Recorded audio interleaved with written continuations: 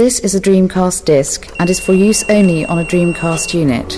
Playing this disc on a hi-fi or other audio equipment can cause serious damage to its speakers. Dreamcast, up to 6 billion players.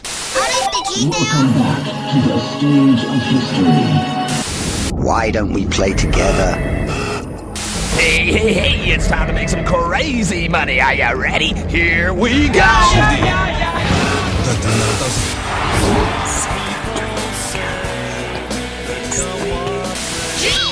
Please stop this disc now. Greetings, junkies. Welcome to the Dreamcast Junkyard DreamPod, and we are here for a special episode to commemorate the 148th episode of this fine podcast. We're going to talk about magazines. I actually don't know what that has to do with 148, but it doesn't matter. So yeah, we figured, we're always messaging each other when we just get some pickups of new magazines that come in, usually from our enabler, Mark Jallett. I think he tends to hook us up with a lot of stuff over the years. So we figured, hey, after all of this time just perusing and talking about all these old Dreamcast magazines, let's just do a podcast about it. So that's why we're here. And joining me for this discussion, we have our glorious founder, Tom. How are you doing, sir? I'm very well, thank you. All the better for hearing you, Brian. It's been a while since we were on a podcast together, but hearing your dulcet tones has warmed the cockles of my heart.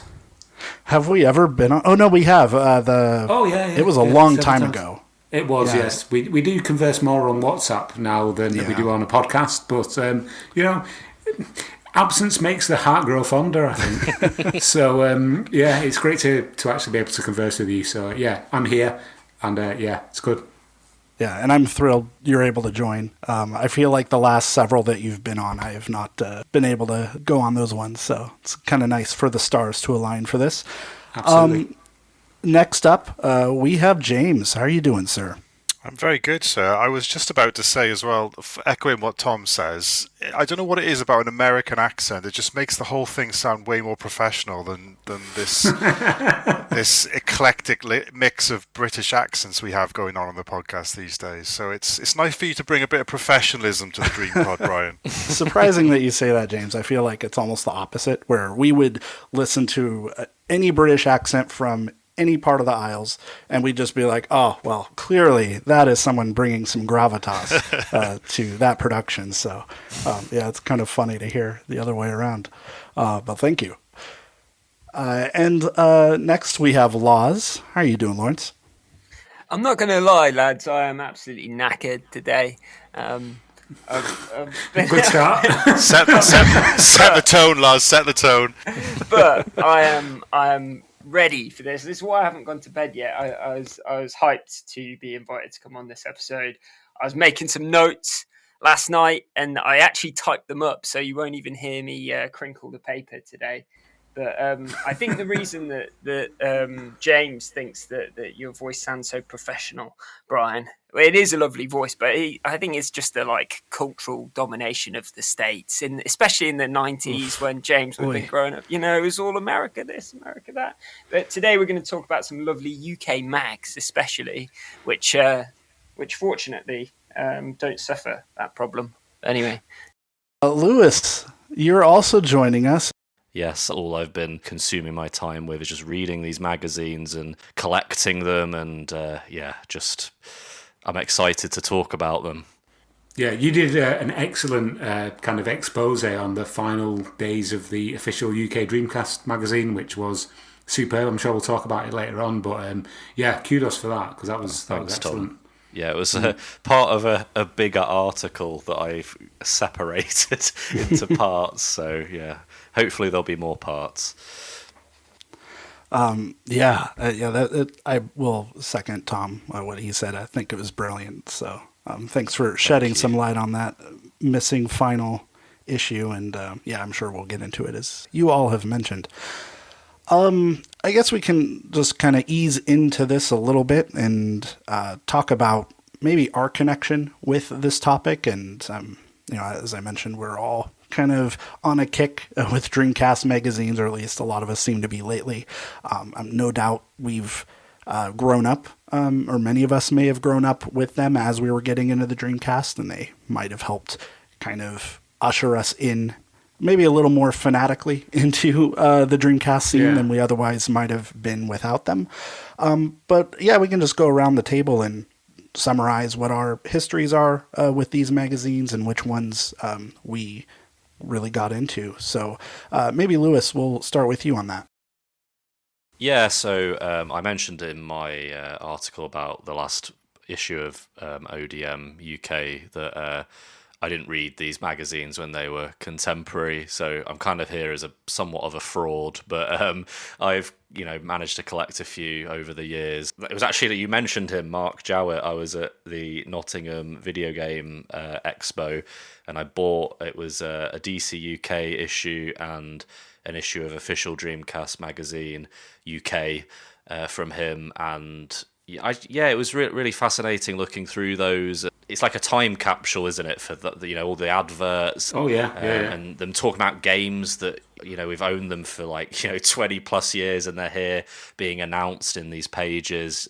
And obviously, a lot of stuff we'll probably talk about. We're like them talking about cancelled games, and so it's just been really fascinating. And then I found a few extra.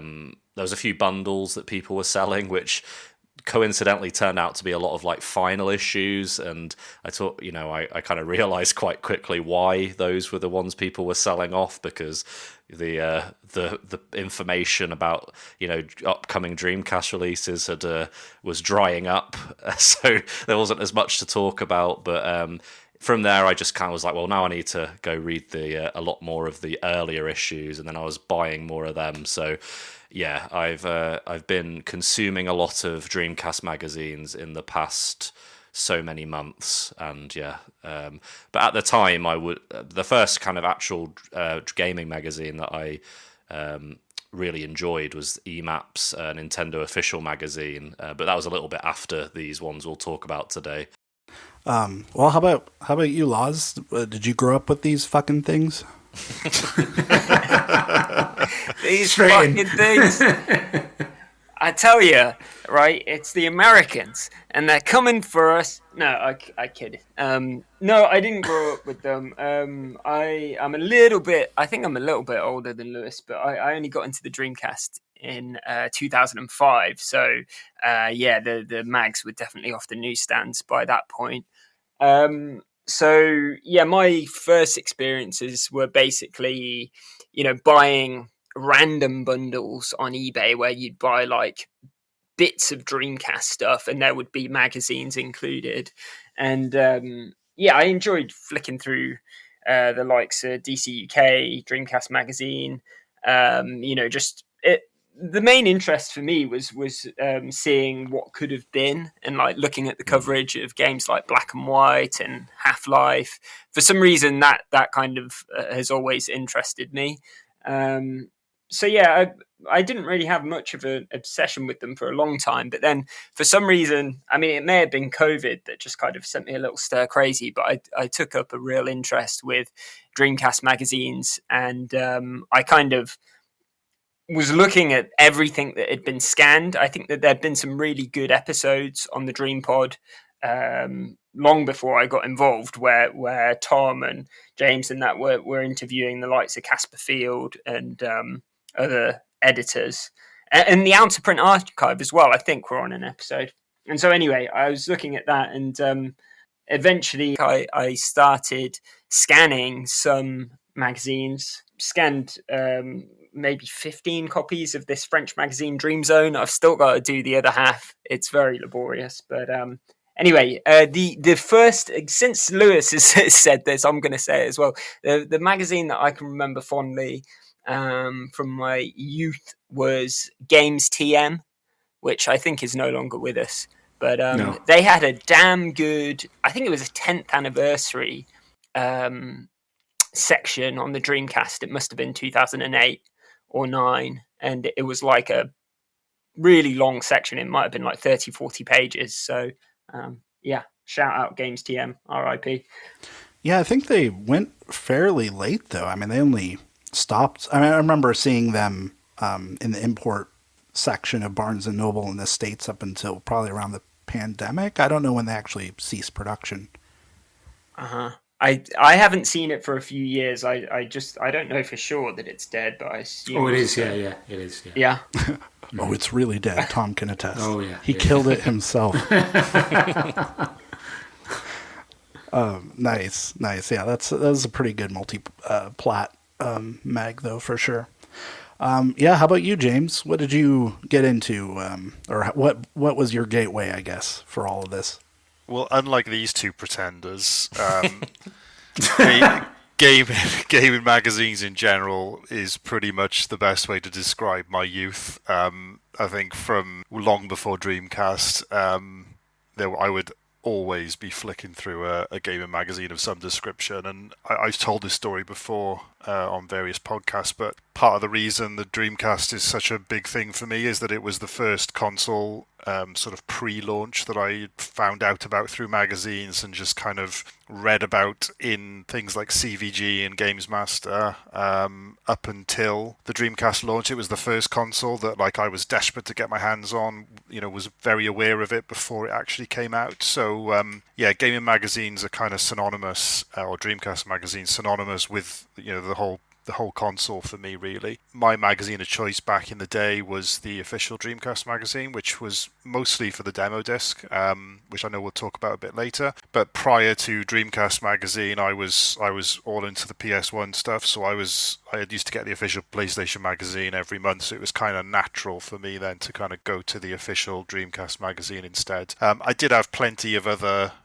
odd copies of Dreamcast magazine, the unofficial one, and DC UK, especially when they had good free gifts, like the cheat disc they had once that actually turned it into a boot disc for import games. Which whether that was known to be the case when they put it on the cover or not at the time is another story. But yeah, when I think back to my kind of my younger self and my experience with gaming, I think you found out everything from magazines. It was the absolute holy grail before the internet to find out about games that were coming out, and you'd find a game that you were interested in and you'd pore over 6 or 7 screenshots, those same 6 or 7 screenshots over and over again with anticipation. And it's obviously very different these days with the wealth of information that's out there. So yeah, I'm hugely nostalgic for Dreamcast gaming magazines and gaming magazines in general. As I said, prior to Dreamcast magazine, computer video games, CVG was probably my go-to, partly because I think it was only £1.50 or something like that. But actually, a nice little story was my best mate used to buy Games Master every month, so we used to swap at the end of the month, so we'd have two magazines for the price of one, basically. And I always got the good end of the bargain because, like I said, CVG was so cheap and Games Master was still like £3 or something, so I always felt a bit smug out of that agreement.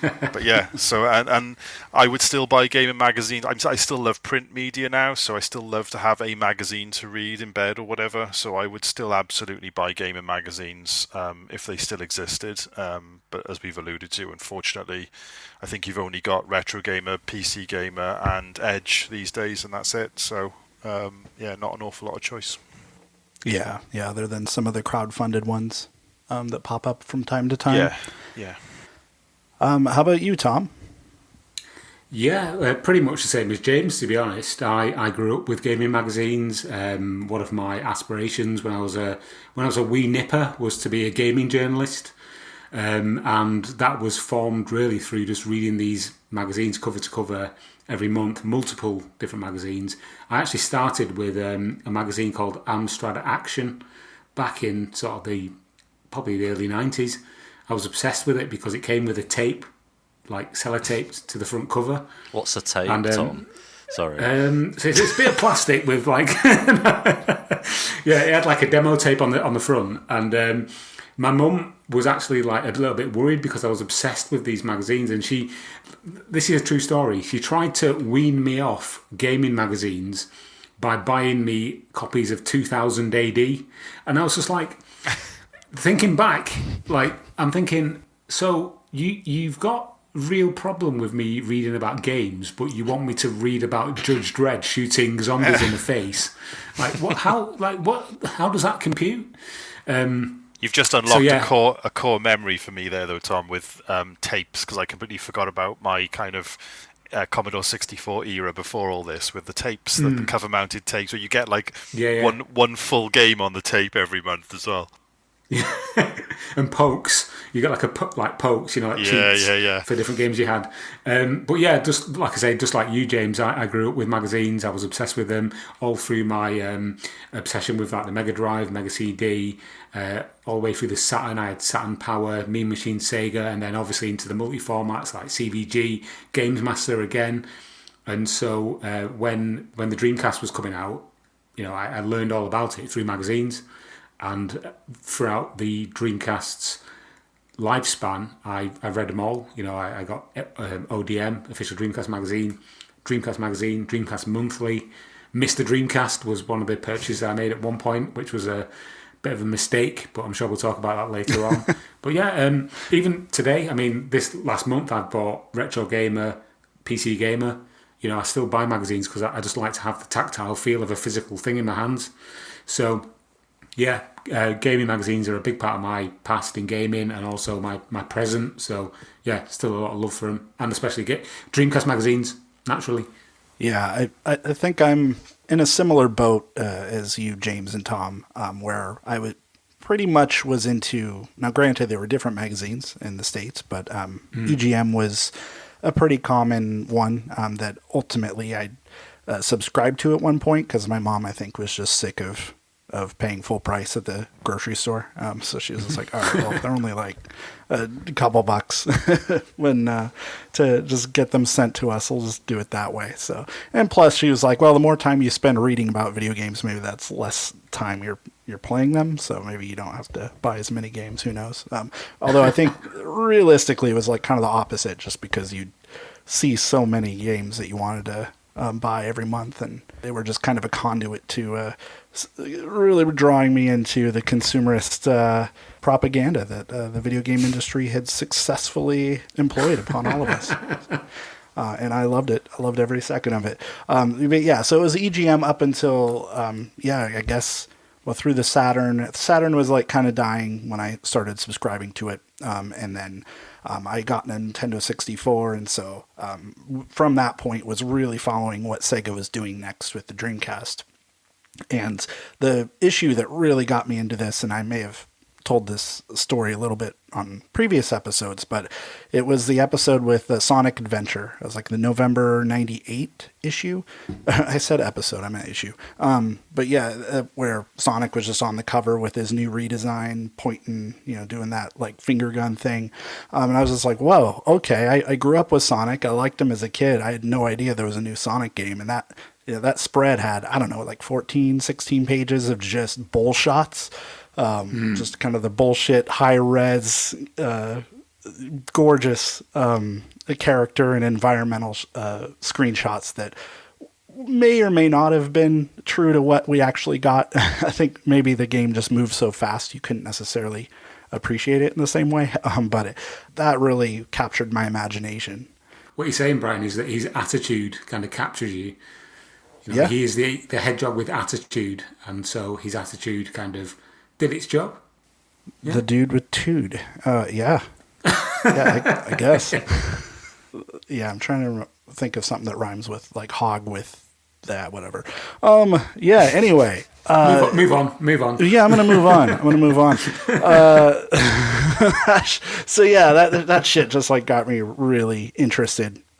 Even though I was like 14 at that point, I was like, I don't know, Sonic might be a bit of a kid's game, but then I saw more of like Shenmue and Soul Calibur and all of those games and Virtua Fighter and the Sega Rally. So I was like, all right, I'm in. This is great. And yeah, never looked back. And then by the time the Dreamcast came out, the official Dreamcast magazine here in the States, well, I say here in the States, except I'm physically in the UK. But anyway, yeah, that's the one I got into because it was the only one we really had. We can talk about DCM maybe, but that was really the only actual Dreamcast magazine that was dedicated to the console in the States. So that was my option, and I enjoyed that too. Cool. All right. So, yeah, I mean, I guess we can maybe take a step back before we get into the nitty-gritty of the specific mags that we'll talk about today. But I don't know if anybody wants to try to summarize maybe what the general role of video game magazines were accomplishing back then.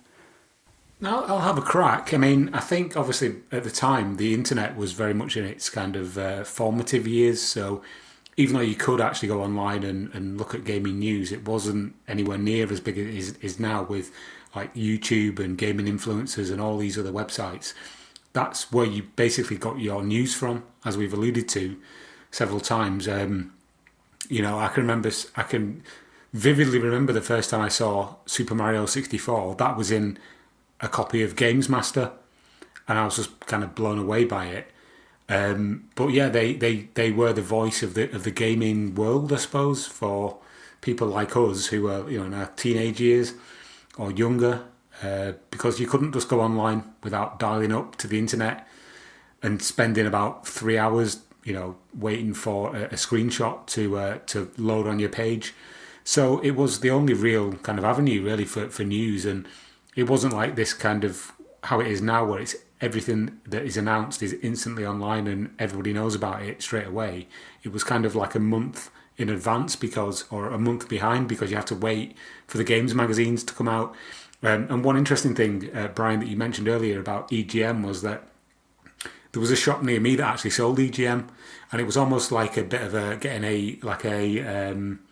of a head start on my friends, because I would go in there, and even though I was in there to buy sort of, I don't know, N64 magazine or something like that, I would stand and read through EGM to see what games had been announced in the US, because there was a bit of a disconnect between what was known in the UK then, because we were kind of a little bit behind the curve. Remember the whole 60 hertz, 50 hertz thing? We were like, you know, a little bit behind. So it was always quite cool to see what was coming in the future, maybe a month in advance, by reading things like EGM. So hopefully that's a little bit of a download. I'm sure everybody else has got their own kind of opinions on what games magazines were like back then.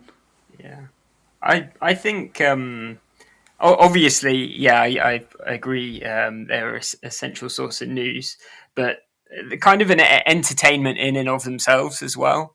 Like you get pleasure and joy from reading these kind of magazines. Well, some of them less so, but and regardless of whether you were actually going to buy the game that you were reading about, so yeah, I think it was. I can remember, taking magazines away on holiday when I was a kid, and that was kind of your you sit there for a couple of hours quietly, or mum's doing the shopping in Morrison's for bloody hours on end, it would seem, and you'd just be sent off to the magazine aisle and just sit there and read through this kind of library of magazines, and yeah, so I think that as well as delivering news, definitely a kind of form of entertainment. And I think that is kind of carried through with that spirit is kind of carried through in the way that we write for the Junkyard sometimes. The magazines at the time as well, the kind of role they had, I think is worth mentioning, that they absolutely lent into the whole console wars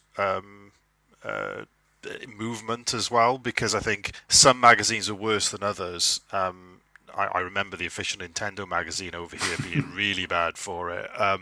They would absolutely slate the rival systems, calling PlayStation things like Grey Station, and just like, I remember in Nintendo magazine they used to have a section where people could send in photos of like destroyed consoles, like this people would like take a hammer to their PlayStation. I remember that, yeah. But I think even the ones that didn't really lean that much into it, there was still a lot of like, the Dreamcast version is going to be way better than the PlayStation version, because of course it is. And I often wonder how much of an impact that had on, like, I'm sure it's still the same these days with Xbox and PlayStation and kids of that age, but I feel like it was, you chose one or the other and you defended it with all your might in the playground, regardless of whether you thought you were in the right or the wrong. And looking back at it and rereading a lot of this stuff now, they're absolutely not written with an impartial viewpoint on the world. There's a lot of kind of,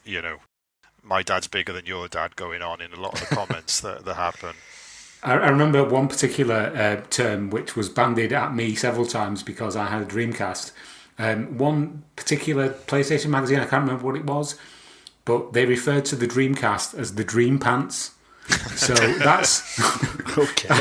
that's basically what all of my PlayStation owning friends called the Dreamcast, the Dream Pants, and that's something that scarred me for life. I think we were discussing this, Lewis, actually in WhatsApp when we were talking about Dreamcast magazines, and there was a lot of selective letters being published by people basically saying, "Oh yeah, the PlayStation 2 is doomed because of X, Y, Z." Yeah. You just wonder, A, how much they were pushing those sorts of letters, and B, did those letters actually get sent in, or were they written by the staff members anyway? Yeah, I suppose just bouncing off that as well, because obviously the magazines were kind of a way to deliver news to the people. What I find really interesting about the Dreamcast magazines, looking back at them with hindsight, is that they had to deliver the news of the Dreamcast being a failure to its readers. And, if you read official Dreamcast magazine, there's quite a lot of bless them, they did their best. It's don't worry, Dreamcast has still got cool games on the way. I know they've said that they're discontinuing it. There's still more to come. The last Dreamcast Monthly issue says, 2001, the best is yet to come, and then they never had another issue. So it's God bless them. So and I find that really interesting, and it makes me want to look up other magazines for failing consoles. I don't know, Tom, did the Atari Jaguar ever have a magazine, or maybe that's a different episode. I mean, it did, but it was called Atari World. But I mean, it was written by Tom on his Amstrad. He's just sending out. I'm busted. And then the other thing as well, which I think we're probably going to mention as well, is a lot of these particularly the British magazines had the, as we've discussed before, the lads mag kind of writing and features and stuff. Yeah, they were quite sort of minimalist and almost kind of leaning into that. Do you remember them magazines called Nuts and Zoo? I don't know if you know these, Brian, but in the UK there was very much this kind of lads mag. Oh, we've got some fast cars, we've got some naked women, and we're going to talk about lad culture. And I think some of the magazines from around this period, the early 2000s, definitely leaned into that. So yeah, I think Loaded was the big one. Think. FHM. Yeah, it's it very much encaptures that era, though, doesn't it? The early 2000s, where you were kind of, you had to write about, as much as you had the pictures of the women and everything else, you had to write about gadgets and all this cool new technology that was coming out, and I think that bled a lot into some of the Dreamcast magazines, whereas others just stayed away from that sort of stuff altogether. Yeah, I mean, even some of the ones in the States had their had a little bit of overlap with that. I mean, the official Dreamcast magazine US edition, also did, I think, just by virtue of the fact that Simon Cox is the first editor-in-chief of that. I mean, he came from Edge and some of the other British mags that I think he always aspired to probably lean into that lifestyle sort of tint that even that mag kind of adopted. And you'd always just have potty humor and lots of big busty shots, just all, taking up a full page in every magazine. The Dead or Alive 2 girls seem to feature in most issues, I think. Yeah. But I do feel like going through a lot of the UK mags, they were definitely a little more, I don't want to say weirder about it, but they were definitely, it was more of a staple to hit every dick joke you possibly could at every turn. And it's I don't know, it's entertaining. And it also is, for the audience, which was predominantly teenagers, I would imagine. A lot of the odd editorial stuff were quite young, and if they weren't playing games, I think ODM and DC UK both had a thing where they're drinking at the pub and discussing games. So it was a lifestyle. That I feel like you see a lot of that, especially in the official Dreamcast magazine. So yeah, absolutely. Yeah, I could see that. I'm trying to remember the name of the magazine in the States. It was called Insight, I think. And it was the whole premise. And it was not a great magazine, but the whole premise was that they're not necessarily going to focus on deep dives of all the new games coming out, and they're really not going to get very technical with how they describe the innovations of games, but they will tell you all about what The Rock and Pamela Anderson have played in their interviews, and then they'll have spreads of each issue seemed to have like a celebrity who was like the cover star, and they'd really dive into that aspect of it, kind of the overlap of culture and games. It's like, yeah, these cool people who are front and center in pop culture right now, well, they play video games too. It's cool, right? Hell yeah. So they were really trying to focus on maybe that mainstream appeal, and for better or worse, I think ultimately those efforts succeeded over time. And it was probably easier maybe from the PlayStation side, where you had a strong connection with rave culture and a lot of musicians, and I just feel like people were already really on board culturally with the PlayStation, and so stuff like Wipeout and those kinds of games really lent themselves to a easy in as when talking through that lens, I suppose. Yeah. Mm-hmm. All right. And then, I guess more broadly, I mean, these were just, I said propaganda, but they were kind of marketing arms of these companies, right? Like there's a reason that an official line of Sega and PlayStation and Nintendo, that those magazines existed in all the regions. And that's, so they could give readers a lot, more points of access to the games that they were developing, and then also the people behind them. I mean, there were so many great interviews, I think, with the development staff of all of the Dreamcast games that came out. To me, looking back on some of these magazines today, I mean, that's some of the biggest value, is really like where they were able to get Mitsuguchi to tell you like what his time was like, juggling all of the development projects between Rez and Space Channel 5, and digging a little deeper into what all of that was like at Sega. So I think that's a big part of it.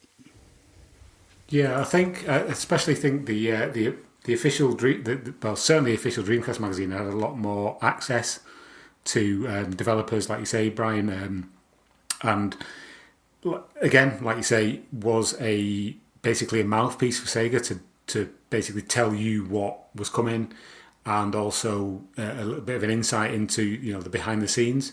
So for that reason alone, I was not a big fan of the official magazines. Even going back before the Dreamcast, the official Nintendo magazine, because it was kind of more clean and more family friendly and had to appeal to a broader market. I was more of an unofficial magazine kind of fan, because they could. It seemed like they had free rein to just say what they wanted. If a game was crap, they could say it was crap. Whereas the official magazine had to kind of almost be like a promotional tool for that particular product. You know what I mean? So, and of course that varied too. I think some official quote unquote mags were a little better about it than others, but I definitely could see that being hamstringing some of the editorial decisions. Yeah, I was just going to say it may be the case that they were. I don't know. It may have been the case that they went easier on some of Sega's kind of flagship titles or games that were kind of produced and made by development arms of Sega. But ODM did have some fairly harsh reviews of some games, as far as I remember. So, they had, evidently it wasn't the case that they were kind of just a kind of a sock puppet of Sega, but obviously by being the official magazine and guaranteeing that access and getting the Dream on discs and stuff, it probably did tether them a little. It tethered them all the way down to they were really obsessed with kind of not encouraging import gaming, I think. And you'd have like situations where, I can't remember where I read this now, it might have been the Junkyard, but they're kind of giving away like the Sega anniversary pack that was released in Japan only, and they would give it away with everything but the game. Oh, that was on my article. Lozz. Oh, yeah, there you go. They didn't give the actual game, just like the bit that comes with it. Was it Sonic Adventure 2 or something? Yeah. I was theorising that maybe it's because they thought that the people, whoever won it, wouldn't be able to play it on their PAL console or something. But speaking of like the bias thing, it is funny in the American Dreamcast magazine, the official one. It says from the front page, but what about that official tag? That means we can't speak our minds, right? Wrong. So they obviously tried to put that to bed immediately. Well, and they were harsh on a lot of games too. I mean, I think, honestly, the most sycophantic one that I can think of, it was actually Dreamcast Magazine UK, like the unlicensed or unofficial one. Yeah, they seem to be pretty glowing for a lot of the lineup relatively. Yeah. I suppose all of the magazines, all of them, well, especially probably some of the unofficial ones, and when circulation was declining, probably even more so, were dependent upon advertising revenue. And and obviously a lot of that advertising revenue was coming from games publishers and developers. And so I suspect that there were some arrangements maybe or pressure applied where a better review would be given, and then surprise there's some a load of ads for that game, or they've got copies to give away in a promotion and things like that. Yeah, that's interesting. I mean you certainly hear of it happening, especially back then, and I wonder how many instances nobody has any idea how like prevalent it actually was, but I wouldn't be surprised.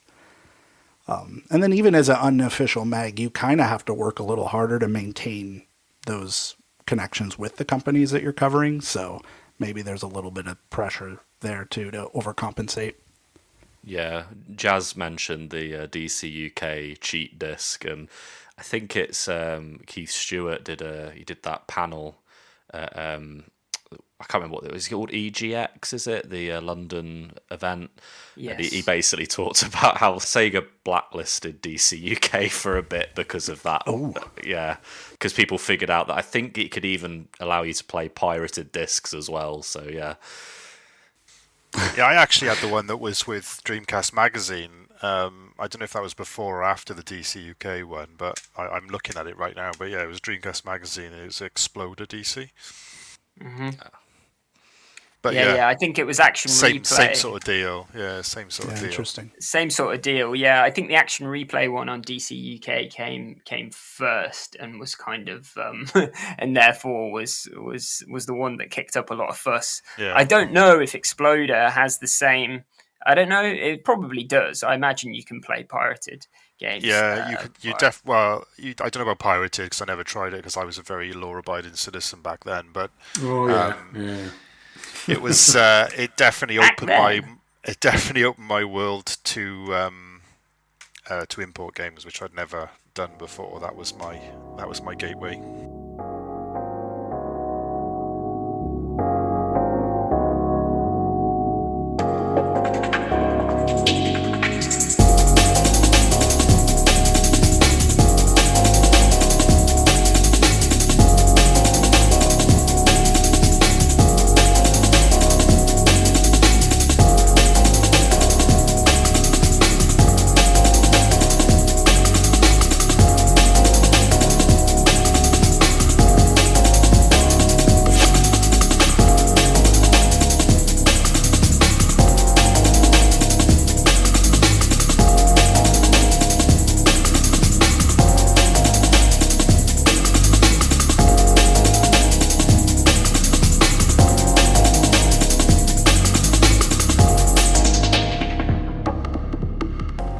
So I guess we can look for a gateway into the next section. And that is, speaking of UK magazines specifically for the Dreamcast. I mean, I know we kind of talked generally about the style and how a lot of them leaned into the lads mag / lifestyle blend of games. But, for Dreamcast specifically, I might argue that the first UK Dreamcast magazine was actually the official Saturn magazine from EMAP.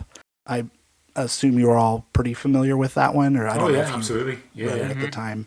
Yeah. And that one's interesting because I recently got the later part of the run of that, so I have a lot, I think 4 of the last few issues since the Dreamcast was announced, that the Saturn Magazine, basically, I wouldn't say it just became a Dreamcast magazine, but you could definitely see them auditioning for that role, because Andrew wrote a really interesting piece on the Junkyard about how the team from EMAP was effectively auditioning to try to get the official Dreamcast magazine license, since it was up for renewal at that point.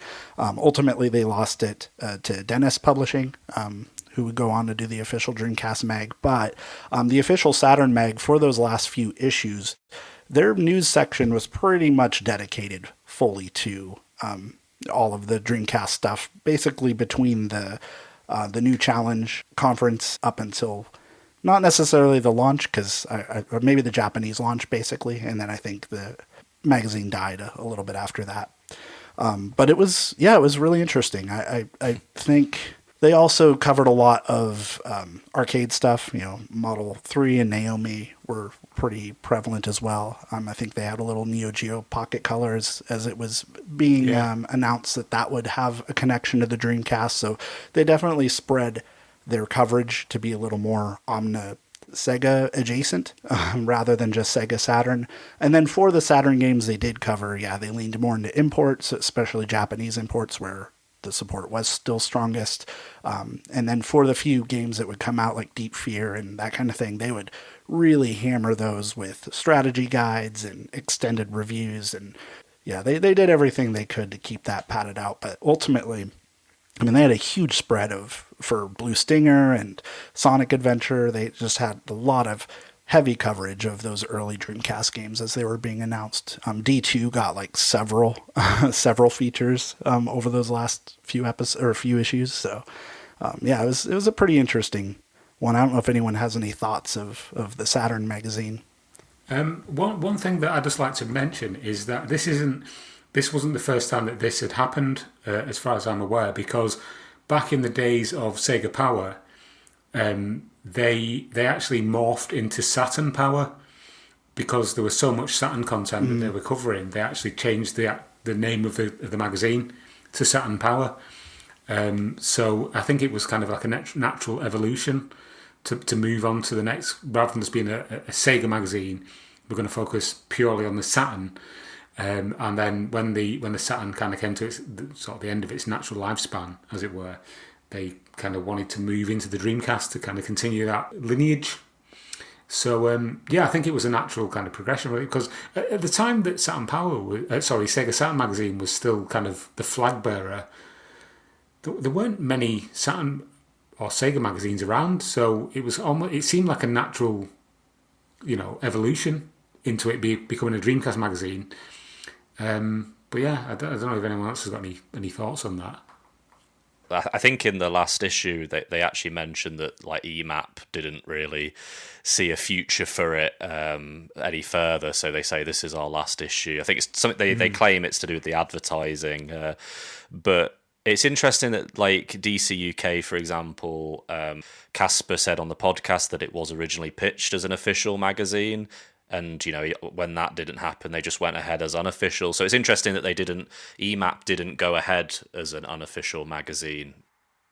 I can only assume that, the Saturn didn't exactly have great ownership in the UK anyway. And I can only assume the circulation numbers just weren't there to support the kind of the move that early into a Dreamcast magazine, because I think the last Saturn magazine was like towards the end of '98, wasn't it? And then obviously you had basically a year until the Dreamcast came out over here with the delays that happened. So I could only assume it was down to that. I know the official PlayStation magazine was clearing up as far as circulation numbers go, like crazy numbers. And I think just when you look at how many more PlayStation users there were in the UK compared to Saturn users, I would just assume that the numbers dwindled so much that they couldn't pitch to keep it going. Like especially EMAP. I don't know what other video game focused magazines they did, but when you look at Future, who would do DC UK, like they already had a presence across all the multi-platform stuff with Edge and PC Gamer and all of that, and then they had, you know, Sega Power in their lineage, and of course they had other magazines dedicated to the other platforms already. It just made sense for them to continue to move forward with whatever players were in that space with Dreamcast. EMAP had Nintendo official magazine, so they probably were doing okay. That was it, though, from memory. I think they pretty much just had Nintendo, because I'm pretty sure I don't know, maybe just after this, they kind of got rid of CVG, went over to Dennis at some point in the early 2000s. I can't remember when. But yeah, they definitely weren't as synonymous with it as some of the other publishers, for sure. So eventually the Dreamcast did come out, and the official Dreamcast magazine was, from Dennis, was the flag bearer of that license. And they pretty much hit the ground running. I don't know who wants to go through kind of what their approach was to how they covered the Dreamcast and what your general thoughts of that magazine were. I can start this off. It's actually relating to that article you mentioned, that interview he did with David Kelsall, who was with Sega Saturn Magazine, the official one, because he talks about EMAP's rejected pitch for the official mag. But something that I found interesting is that he said that Sega... They said they wanted the magazine to look like a lifestyle consumer magazine and less like a games magazine. So presumably Dennis were also given that mission, you know, when they pitched their magazine. And that is obviously what the official Dreamcast magazine became, because as we spoke to the Sega Europe marketing director, Giles Thomas, on the podcast, he said that obviously they wanted the Dreamcast in Europe to be this kind of lifestyle console, not just like a thing that teenagers played with in their bedrooms, you know. So, and I think they really did nail that with the official magazine. It has a very official kind of clean feel to it. Yeah, definitely second that. As I said, it was my go-to magazine. I had it from I think it was called issue 0, the first one, which had with the tape, with the video, VHS tape. the VHS on the front. Which I remember the sticker on the front of the VHS took the whole rectangle up. It didn't show the tape inside. I don't know why that sticks in my mind. Wasn't it like was it in like a silver foil pack with the VHS inside it as well? Yeah, it was. Yeah, and it just had the blue logo on the front, from memory, on that blue pack, the foil pack. Obviously, like I said before, I kind of naturally gravitated to the official one, coming off the back of official PlayStation Magazine, first and foremost because of the demo. I mean, the demo disc. I mean, I was 15 at the time. And so, you know, the prior sort of 4 or 5 years was spent playing PlayStation demos, because you couldn't afford full games very often. So it was just kind of natural for me to go down that route. And yeah, I always thought it was really well written. And I agree with Lozz. I think they were particularly harsh on a lot of games, and I feel like whether it's because the quality of Dreamcast releases over time dwindled, but they definitely seem to get harsher as time went on with some of the reviews. It was quite like a sit up straight moment when you read something with like an 8 out of 10 or something, because usually you were used to games that even you were expecting them to get a good mark, and they might have got a 6 or a 7 when you were expecting it to get an 8 or something. But interestingly, Lewis, just to pick up on what you said around the whole lifestyle part of it, I remember the first like 3 or 4 or 5 issues had quite a big emphasis on like fashion and style, and they would do, you know, editorials on like, you know, living in Japan and that sort of stuff, and that definitely got dropped as well as the issues went further on. There was, you know, maybe because there was more gaming content to cover, but you know, it definitely became more gaming focused anyway, and less about the editorial side of things as well. In that article I wrote recently, Ed Lomas, when I reached out to him, said that him and the editor Warren Christmas hated all of like the fashion photography, and they moved away from it basically.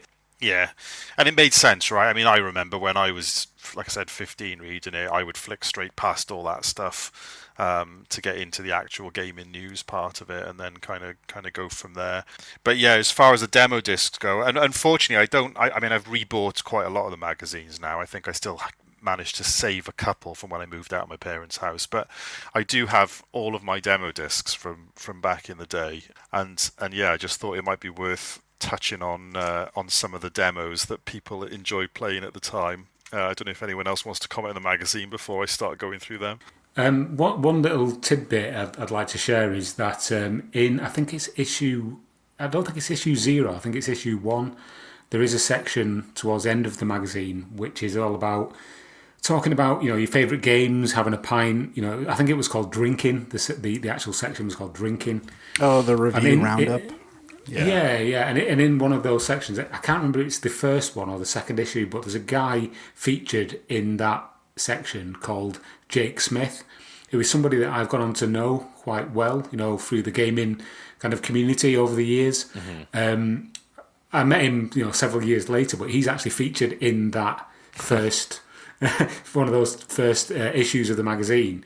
And he actually went on to be involved in a game called Eartheon, which came out recently. So he's quite, well known in the Mega Drive sort of indie development scene. But it's just weird how you kind of see people in magazines and you think, I don't know who any of these people are. But then later on in life, you kind of end up kind of being friends with them, and it's just a bit of a weird coincidence. I tell you another little tidbit that I remember. Go on. I don't know how common knowledge this is, but I remember when I got my Dreamcast in October, inside the Dreamcast box there was like an A5 sort of cut down version of issue 0.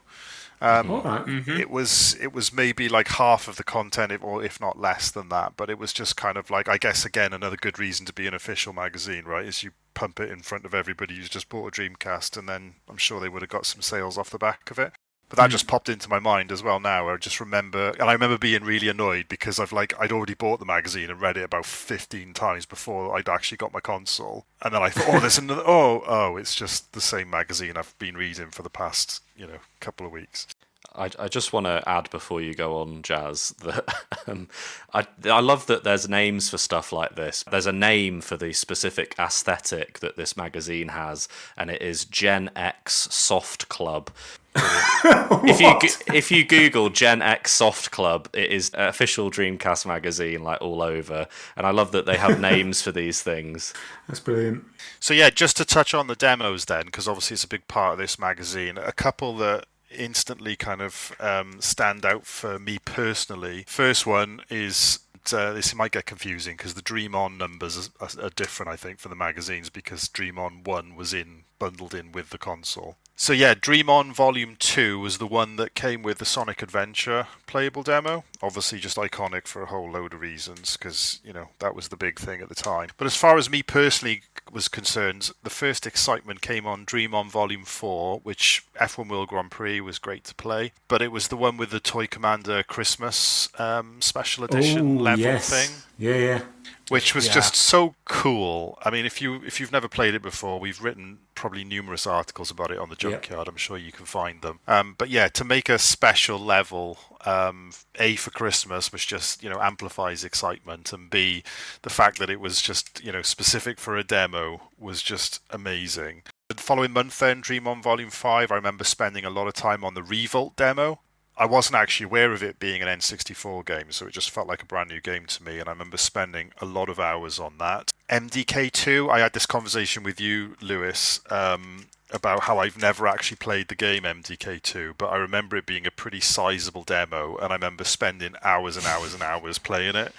I had no real interest in buying the game after that, so it obviously didn't do its job, but I just remember thinking it was a cool demo to play. Dream On Volume 11... This is a demo that actually did make me buy a real game, which is Wacky Races. Yes.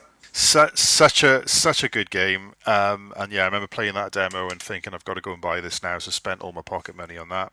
And finally, because I could drone on all day about these, but another demo that personally I spent a lot of time playing, which is another random one, was the Railroad Tycoon 2 demo, which came later on Volume 14.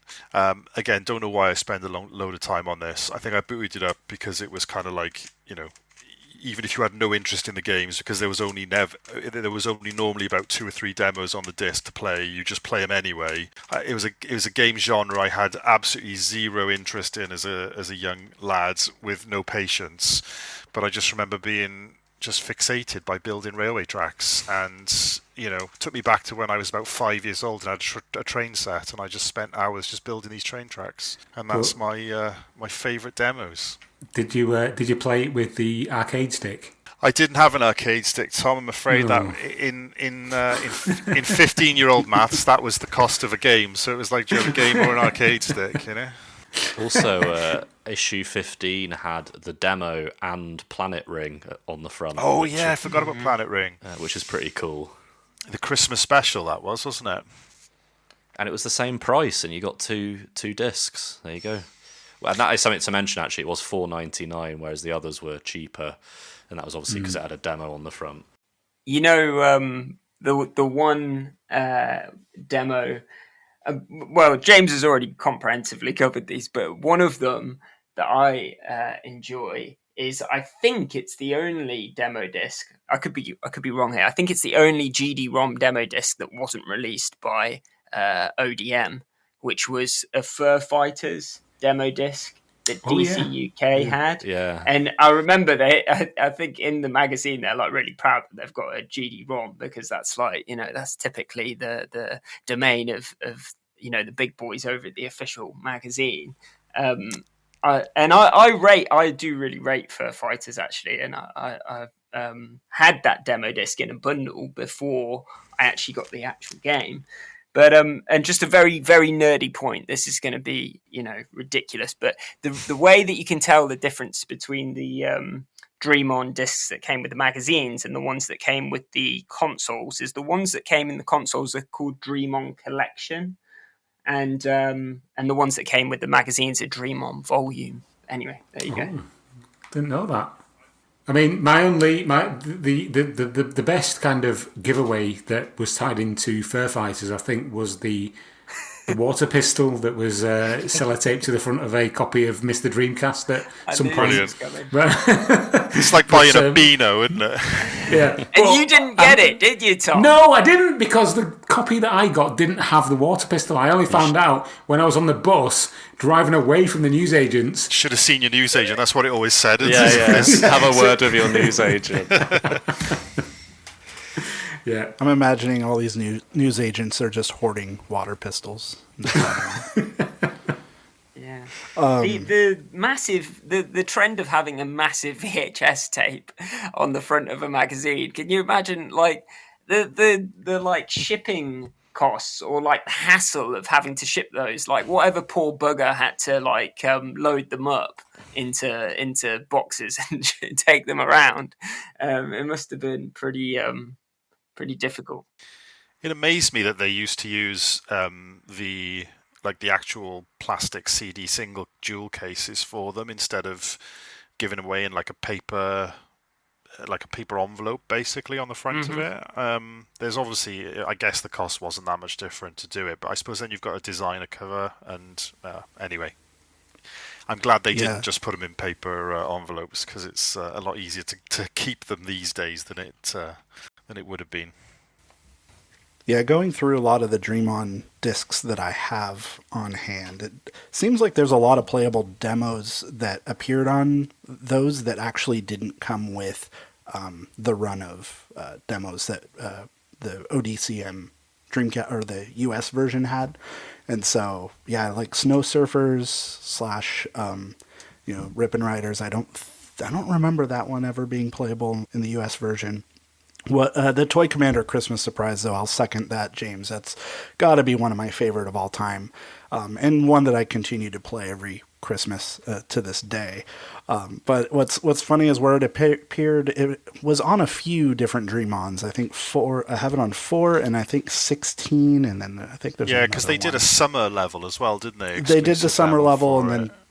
Yeah, and they carried over the Christmas level as well. Yeah. 'Cause it's like, well, might as well. We already have the demo. Do you know one of the coolest parts about that demo was when you finish it at the end and there's a Dreamcast under the tree with a copy of Toy Commander. I just thought, I don't know what it is, but just seeing the Dreamcast, modelled in 3D in a Dreamcast game, it was like breaking that third wall thing. It was just really cool. Oh yeah, I just don't think they included any of Toy Commander's composed music on that demo, because at least all of the instances I've played it, including the US one, they all just draw the background soundtrack from another game that's on the demo disc. Interesting. So I've never yeah, noticed the US, that. Yeah, the US one has it's like level 4 from Cow the Kangaroo, and that actually fits really well. You if learn ever, something new every day. That's really It's interesting. great. I'm gonna have to check that out. Yeah, and then 4 I think is like kind of the trance-ish soundtrack from, I don't know, one of the other games on there, but yeah, it's pretty interesting. There is actually a similar kind of setup in one of the aero dancing games that was only released in Japan. There's a certain stage where you actually fly a plane around in a huge living room, and there is a Dreamcast, and I think aero dancing is playing on the screen as well. Nice. Right, so it's just like concentric Dreamcasts are like a thing in Dreamcast games. We need to do an article on that. All the times a Dreamcast. Yeah, just thinking that now. Yeah, isn't it? Isn't one of the ships in like Aqua GT or something like that a Dreamcast like to unlock? Or no, I'm thinking of an N64 controller. Type in the Dead too. Aerogauge had that. Yeah, Phantasy Star Online. Hell yeah. Mm. Anyway. Okay, we're getting way off topic again. Yeah, let's move on. Yeah. Maybe we'll come back to some of the demo discs or the demos or something later on with the US one if we have time. But anyway, yeah. So that was Dennis's official Dreamcast magazine, and then we also touched on DC UK, which Casper Field was on. I want to say it was a recent podcast, but I think it was like years ago now. But that is definitely worth listening to. And honestly, the more unfortunately, I don't have any DC UK yet, but the more I read it, the more I'm impressed by everything they like kind of did. Both just, I think it was just a fantastic magazine. But does anyone want to kind of give us an overview for what Future's unofficial Dreamcast magazine was all about? It has a lot of similar things to the official one, but it obviously doesn't take itself as seriously. It's not having to adhere to that Sega official license, so it can be a bit naughty sometimes. Like one of the issues literally has a guide on how to mod chip your console, stuff like that, and the humor as well. I mean, official Dreamcast magazine had a bit of kind of rude humor. In fact, like I was discussing with the guys on the WhatsApp recently about a letter like a dad had written into that magazine complaining about some of the bad language, so they could be a bit sweary sometimes. But I think DC UK was a little bit more loose, and they were very creative and humorous with their features. And something to say about both of them, official DC magazine and DC UK, is there was a big emphasis on representing their editorial team in the pages. So like we said about them having, the drinking chats with it actually has photos of them and what they're thinking about the games. And there's like a funny-ish article in one of the DC UKs where they've made like a time capsule that they're going to send off into space, and each member of the team has, come up with something ridiculous that they're going to put into it. Like one of them puts Pikachu into it to send into space. And even like, I think it was the deputy editor, she was the Q&A, so it was like Auntie Esther instead of like Agony Aunt. So for quite a lot of issues, she was like right there, answering people's questions. And whereas when we get to the other magazines like Dreamcast Monthly and Dreamcast Magazine, like I don't even think what any of the editorial team look like, in their magazines, and they don't have as much representation. I think that kind of also taps into that thing of like you saw these people playing these games and they were cool, and you're like, oh, they're just like me. That there was that emphasis as well.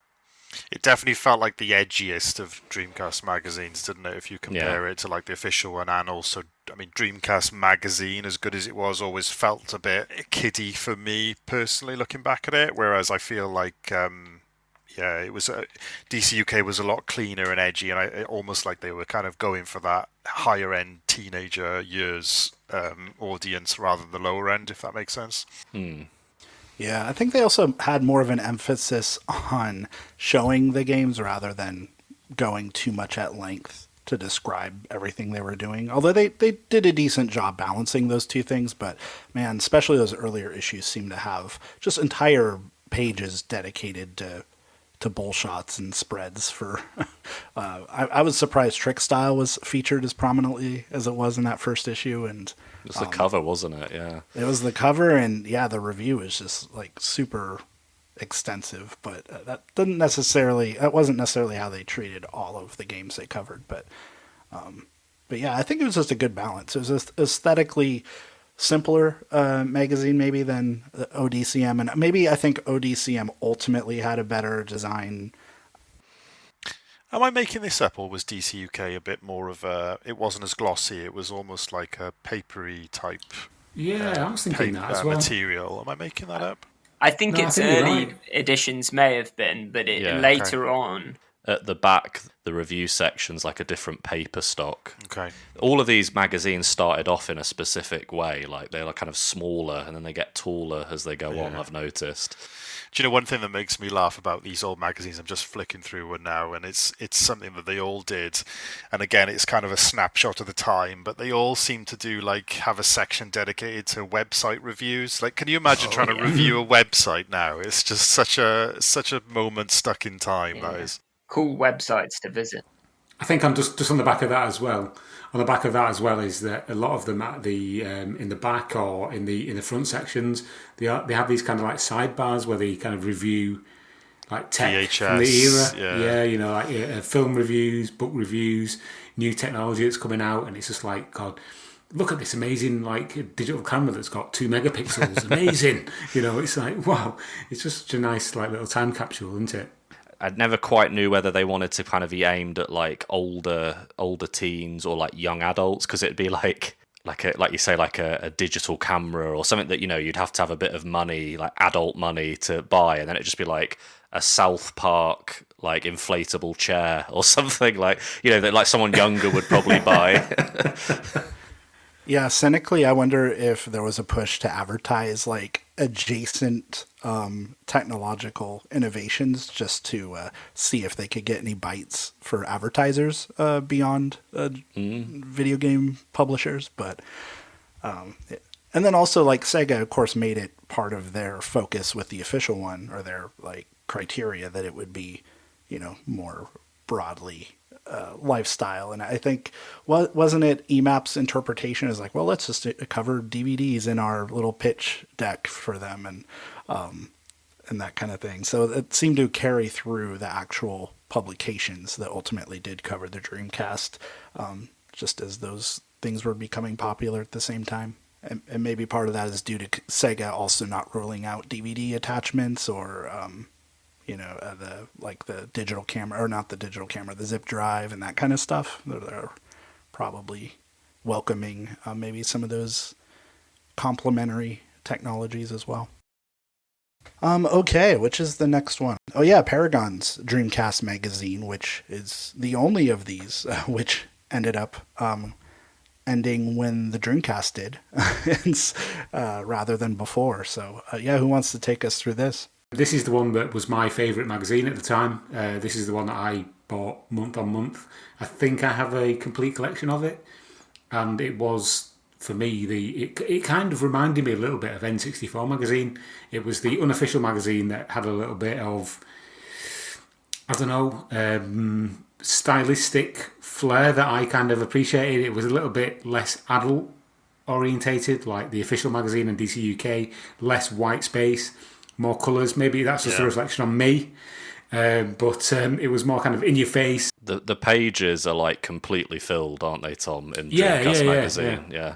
It definitely reminds me of that Nintendo magazine and even CVG of the time, where it would be like, lots of different colours, different, as you say, full size imagery behind the text and things like that. For sure, definitely aimed at a younger audience, I think. Yeah, and like even like going on into the later issues, they were one of the only magazines that featured like Half-Life on the cover, and they had a full review even though the game never came out. I think they gave it like 82% or something. It was like not the 90 plus that you were expecting, but it was just kind of like, this is the magazine that's got its finger on the pulse for me anyway.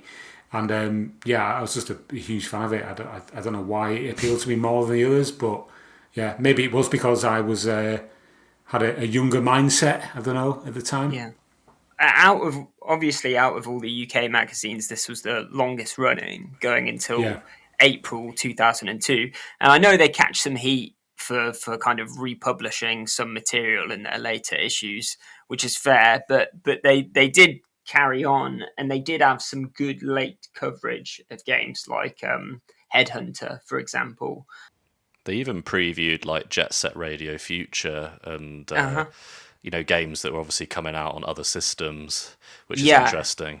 They pretty much aligned themselves to the GameCube a bit later on as well, didn't they? They kind of almost basically, as good as put a community service announcement out to say, like, GameCube is what you need to be supporting moving forward because of Monkey Ball and things like that.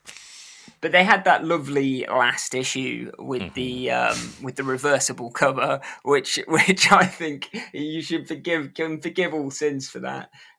One other thing I'd just say about them, they were prolific. They weren't just republishing stuff in later issues of the mag.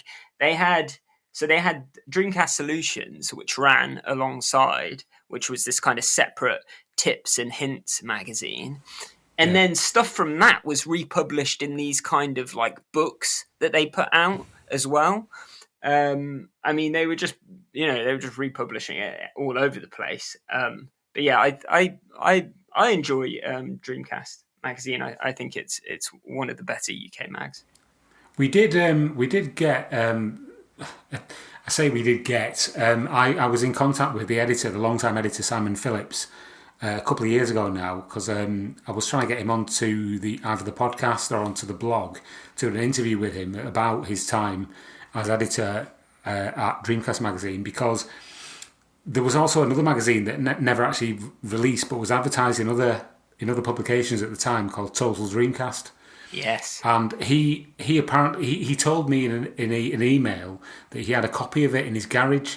And I was trying to get him to come onto the podcast or into an interview on the blog to talk about that. And then he just kind of ghosted me. So, little glimpse behind the curtain there of the type of stuff we try to get, but we just it kind of eludes us at the last minute. But he was the editor from very early on, all the way up until I think probably the last issue. But maybe it was just something that he wanted to kind of forget because it was so traumatizing. I don't know. That magazine's actually referenced in adverts for, is it Expendable or like Millennium Soldier or whatever it was called? Oh, well, like a review quote kind of thing. In a lot of these earlier Dreamcast issues, you can see Total Dreamcast reference, but obviously the magazine never happened. God, somebody actually wrote a review though, and it was meant to be published, and apparently it's in Simon Phillips's garage, so maybe it's still there now. The one thing I will give this magazine a lot of credit for, which Lewis, you did a great job of covering this in your article as well, was how, and Lozz touched on it as well, in the latter issues, and even in the earlier issues as well, they used to do a lot of import reviews, and it was great to actually read reviews of import games, because not many magazines up to that point would they cover import stuff, but they wouldn't necessarily review them. And I know a lot of it in Dreamcast Magazine's case was not due to choice, but due to lack of other things to review. But it was great to actually read about all these games that were coming out in the States or in Japan, especially if you were someone who did have a local import shop and could pick these things up. And yeah, I think it was just nice to be able to read about these things back in the day, especially because I think we were all in denial, clinging on to hope that we could still play on our Dreamcast. So we were desperate to play anything new releases, even if it did mean having to pay over the odds for it over the import counter. So it was nice to have a little bit of guidance on it. So yeah, I think they definitely deserve a bit of credit for that, for sure. I suppose last thing about Dreamcast Magazine, Lozz, I feel like you could confirm this. Was this the final Dreamcast Magazine ever? Yes. Oh, yes. Yeah, April 2002. Well, if you want to get real nerdy about it, it was the last Dreamcast Magazine ever from that era. Obviously, there's been some magazines, a couple that have been released in the kind of, post-commercial haze. I think there's been one that looks really nice called Dreamcast Extreme that's in Polish only. Oh, yeah. That's came out in recent years. But yeah, basically from that era, this was the very last one. What, worldwide? Yes. Uh-huh. Wow. So was it the official French one? Yeah. As well. It was like very close to being the last one as well. Yeah. March. Wow. I remember they used to do full reviews of all the Bleem games as well, didn't they? Like Metal Gear Solid and Gran Turismo, but not just like about the emulation. They used to just review the actual game as if it was a Dreamcast game. Yeah. They were really clutching at straws. Yeah, exactly. Really clutching at straws. Gran Turismo, front cover. That was the weird thing about official Dreamcast magazine, is obviously they never covered imports or anything like that, but they really liked covering Bleem towards the end of their issues, because it is, at the end of the day, unlicensed software. So it's interesting that, I suppose it wasn't Sega that were suing Bleem, it was Sony, so I think Sega probably thought it was fair game. And Yeah. And what about I hope someone's got something nice to say about Dreamcast Monthly now, because it's the poor cousin, really, in my eyes. But hopefully someone's got something nice to say. Yeah. Did you say, Jazz, you'd never seen this magazine even like on a shelf? Yeah, not that I can remember. Yeah. As I said, I definitely picked up Dreamcast Magazine and DC UK, but I don't ever remember seeing. I mean, it's easy when you've seen like a photo of one now to think, oh, maybe I might have seen that, but I definitely never picked one up and flicked through it. Absolutely not. Yeah, just looking at some of the PDFs, I honestly, it is not a very visually appealing magazine by any means. It's very in your face, and just the bold font is, I don't know, it's a little bit off-putting there. There's a lot of awkward, yeah. It's unremarkable, but if you are collecting these old magazines and you particularly like the unofficial Dreamcast magazine from Paragon, which we just discussed, you read that and you like the fact that it's all games, and it doesn't have the kind of lifestyle stuff and the kind of silly features that you might see in DC UK or official Dreamcast magazine, I'd maybe give Dreamcast Monthly a go, because it is just pages and pages and pages of just game coverage with little deviation. So in some of the early issues, they had some really good covers. There was a UEFA Striker one, which had a fold. It had like what would you say, like flaps? Yeah, flaps. Yeah. Boys, we're talking about lads culture of the 90s, 2000s, and now we're all laughing at flaps. It had flaps. Yeah, but it's in the middle, which is quite unique, I think. And it's like, this is what's inside. Oh, yeah, and then I see that in the scan. There's a big crease. Is that the one where they gave away a Dreamcast that was stamped with the UEFA Striker logo that we have no idea who won and I've never ever seen since? No, I'm looking at it now. It's the Millennium Soldier Dreamcast stamped on front. Yes. Yeah, I was going to say, there's... And it's like the most lazy. It looks like they just stamped the logo on the middle of it and called it a day. I have one nice thing to say about this mag, which is that for one of their issues, I don't know which, it came with a free audio CD, which was a load of Ninja Tune tracks from Sega Extreme Sports, and it was just kind of out of pocket for them because it's a really good CD. That was issue 16, Lozz, just so you know. Christmas edition 2000. I can possibly beat that with the nerdiness. Many years ago, I decided that I would like to write an article on the Dreamcast Junkyard blog about this magazine. And so I went to the former offices, which are based in Poole, down by the seafront, and found the offices, which are now a residential property, and decided not to take photographs of it because somebody was stood at the window looking at me. So, This one was published by Key Publishing. I'm not really familiar with them. Did they do anything else at the time? Not sure if anyone else is familiar with them either. I don't know much about them. They probably got bought by Future, like every other publisher did. But yeah, this is the one that had the Grand Prix 3 cover, right? Yeah. Yes, yeah, it is. Yeah. God, it just looks like a tabloid. Well, I think that's what I kind of got the impression of. Like in the news section, it does look like is it like a broadsheet, like the way it's laid out. The name Dreamcast Monthly, it like kind of reminds me of that a bit. there is one mystery which I haven't managed to confirm yet, but there's an Italian magazine called Dreamcast Galaxy, which has exactly the same kind of cover logo.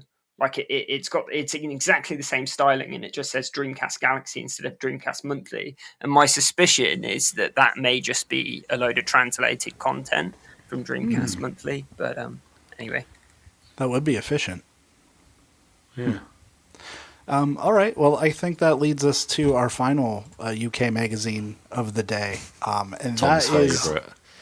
so that is one that's represented by a really weird Clippy kind of character mascot. Yeah. And this was this Casper Fields spinoff? Yeah, it was. Yeah, And that is Mr. Dreamcast. He went into the story of this quite extensively when we spoke to him on the DreamPod many years ago. But it was a magazine aimed more at the younger age of the market. And like I said earlier, I inadvertently bought a copy. But it was only when I got on the bus and started reading it that I realised it was aimed at probably 6-year-olds, because it was literally like a copy of the Beano. For those people who don't know what the Beano is, it's a comic aimed at kids from like the 80s or whenever it was. The fact that it came with a water pistol probably tells you all you need to know. Yeah, 2 issues, and then it kind of folded because, obviously, what were they thinking? I vividly remember seeing this. I was in W.H. Smith and seeing it on the shelf and just thinking, because it wasn't the cover on the first one like a bright orange or something like that. It was, with Fur Fighters, yeah. And I remember looking at it and just thinking, what the fuck is that? And that was my extensive knowledge of Mr. Dreamcast, was that one engagement in a W.H. Smith. I love that you looked at it and went, what the fuck is that? And I went, oh, I'll have that. I think I picked up nuts. Hey, it's your Sega best mate, Mr. Dreamcast. Did that not entice you? It's quite creepy, actually, the more you talk about it, isn't it? Uncle Dreamcast, they should have called it. Uncle Dreamcast, yeah. But as Brian alluded to, for those people who haven't seen it, Mr. Dreamcast, the eponymous Mr. Dreamcast, was literally a clip art version of the Dreamcast swirl turned on its side and like extended into 3D with. Does he have like Rayman style like floating arms and legs? Yes. And a face? Yeah, yes. So yeah, Mr. Dreamcast, haunting our dreams. But he's he's omnipresent like throughout the thing. It's like, oh, Mr. Dreamcast's favorite games, and Mr. Dreamcast went to Japan, and he's got this news for you. Like Mr. Dreamcast is just doing everything. He's in those issues, but Mr. Dreamcast in a van with some chocolates. Look, like jokes aside, like it is actually very well written for its demographic, like which wasn't Tom Charnock. Yeah, and it was it's insane looking back on it now, but I mean it wasn't insane at the time. But they're like, oh yeah, there's already 4 Dreamcast magazines out. Let's launch a 5th one. And you got all the like tips and solutions magazines as well. I mean, you take them all together, you'd go to like a newsstand and there would have been like, maybe 7, could have been like 7 or 8 Dreamcast things like vying for your money. And yet in the States, they had the official one and then DCM, and like DCM only came out like quarterly or something ridiculous. Yeah. Well, not only was it quarterly, but it was not even, it was kind of a copy and paste in a lot of ways. A lot of its reviews and other sections were simply just curated from various issues of EGM that they would have been featured in before it. So I don't even really consider it a robust focused Dreamcast magazine in its own right. I think it was just a low-hanging fruit for Ziff Davis to get a little more mileage out of what they already had.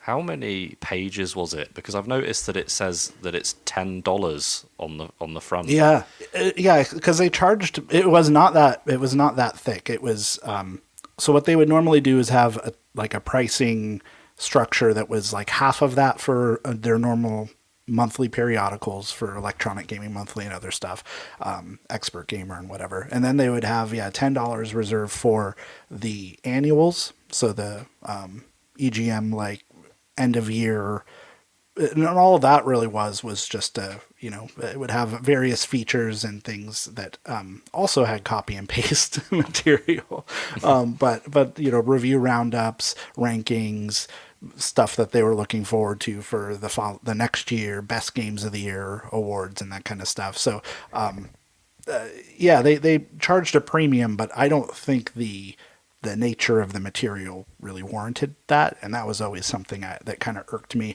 And not only that, is you could tell some of them were done under a very brief deadline, where there were more typos in those quarterly Dreamcast magazines and annual ones than I had seen in any of the individual issues of EGM. So I think it seemed like an afterthought to me in a way that and it was a little off-putting at the time, and probably still is in hindsight. Do you have a sense, Brian, as to why there was, why there was only, the two magazines? Was it the case that there was just so many multi-platform mags in the States that were already taking up space, or?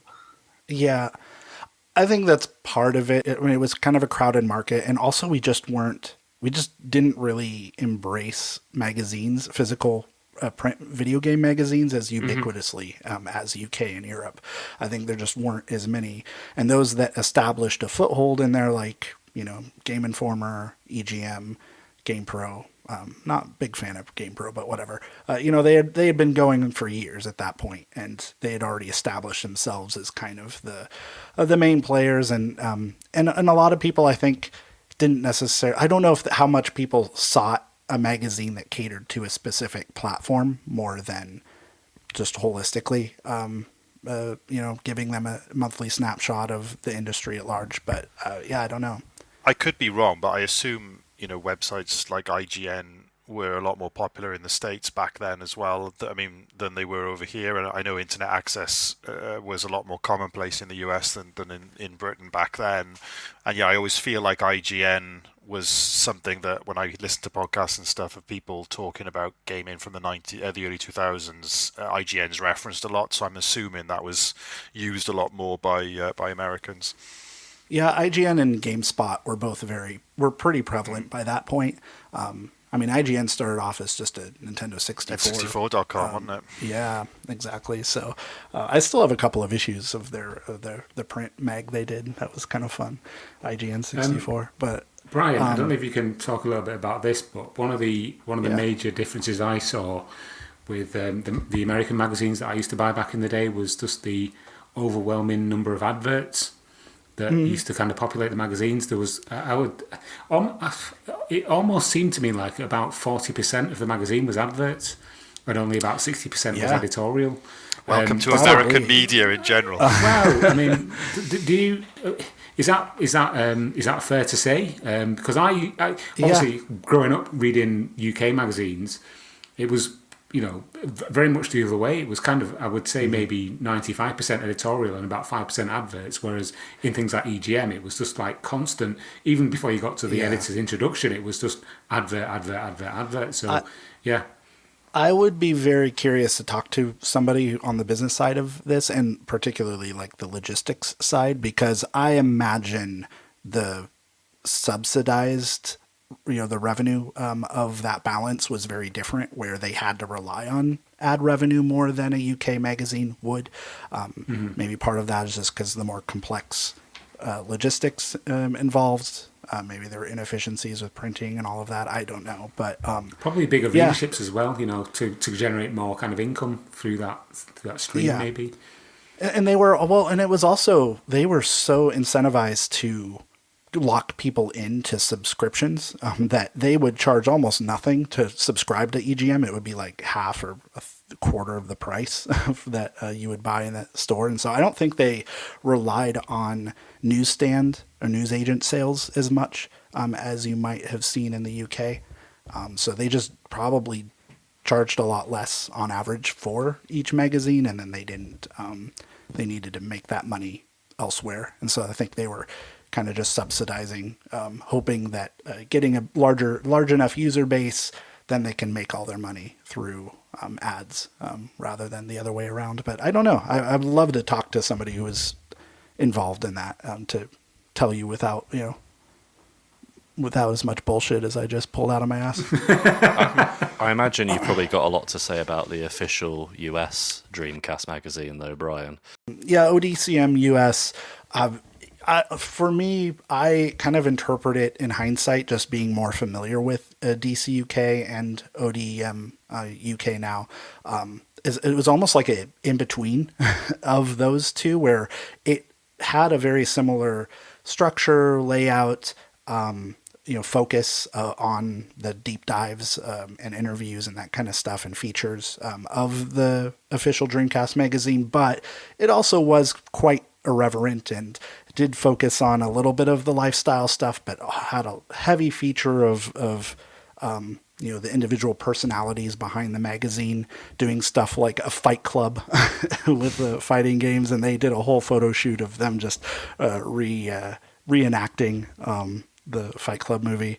And so like they just really went all out with some of the antics. I mean, they had a big like Samba de Amigo party feature, and they really did a lot of they kind of went all out to give the magazine a little bit of a personality, and it also wasn't as polished. It probably missed a few things. It was not as buttoned up as maybe ODCM UK was. So but at the same time, it was pretty vibrant. I think as the magazine went on, it was much better. It was just much cleaner in its design and more appealing to me. I think those early couple issues were a little rough, but including issue 0, which came out like 3 months before the Dreamcast did. But it was, I grew up with it. It was the only one I had that was dedicated to Dreamcast other than DCM, and I really liked it at the time. I don't know to what extent it's all held up now. I feel like if I was to really give them all a fair shake, I might like some of the UK ones a bit better as far as their writing style. What was the demo disc like in the US compared to what we had with Dream On, Brian? Well, there were fewer of them because there were fewer issues, and they had a lot of the similar stuff. I mean, they didn't have a cool, what was number the menu 4? Backgrounds, the menu background, and the cities, loading that up. I think it was Dream On 4 with the cabin, the snowy cabin in the woods with the panning snowman camera outside. with the snowman. Like that was awesome. That was nothing like that in the US one. It was literally just like I guess a digitized CG. They changed it over time, but you get your icon for the logo of the game, and then you just cycle through them one at a time. It was pretty boring. You had Jurassic 5 though, didn't you? On one of the They demos. did. They had Jurassic 5. They had non-smoking, anti-youth smoking ads. They had a few stuff like that. But yeah, they had quality control. I think the music video, a very grainy, compressed version of it, was featured on one of the later ones. Yeah. Sega Bits did an interview with some of the original editorial team for that, and there's some really funny Fran stories. Reyes and Simon Cox. Yeah, Simon tells a pretty wild story about how he basically showed Bernie Stolar the pitch, and he didn't like what they were doing. And he basically said like, "Oh, whatever, like I'll do what I want." And apparently Bernie Stolar was like furious with him, and he was like, "You do what I effing say," basically. Have Simon Cox killed. So I definitely recommend that interview they did. I'm actually curious how much that had, what bearing that had on, because he did leave after 6 issues to go to a music mag that Imagine was putting together. And so I'm curious to what extent that was a mutual decision or not. And then they brought in Chris Charla for editor-in-chief, and I think he did a fantastic job. Isn't he like big in the games industry or something now? Yeah, I think he worked for Microsoft for a while. Not actually sure what he's up to at the moment. Okay. I guess I could Google him. We should I see if we can get him Googled on a too. podcast. Then he can just tell us what he's been up to. Didn't some of the team go on to like the Xbox magazine? Yes, yeah, they did. Which was also, I mean, that was one that I bought mostly for the demo disc. I'm not gonna lie. I don't think I like that magazine quite as much, but yeah, it seemed like a good one. It seemed like it was, it hung around for a while.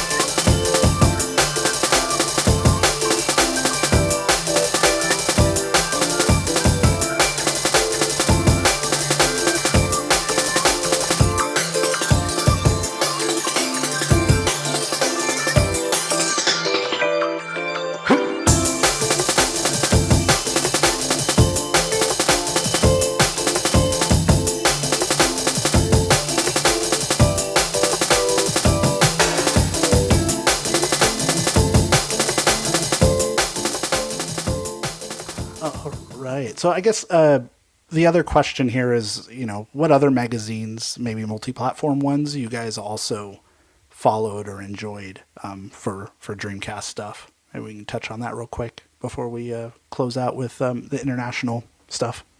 Yeah, I suppose I'll jump in here first. I think one of the main ones that I remember is a magazine called Total Control, which was a short-lived multi-platform magazine in the UK, which was it might as well have been an unofficial advertising arm for the Dreamcast, and it featured Dreamcast on the cover several times, and was just an absolute goldmine for like previews, reviews, even the build up to the Dreamcast being launched.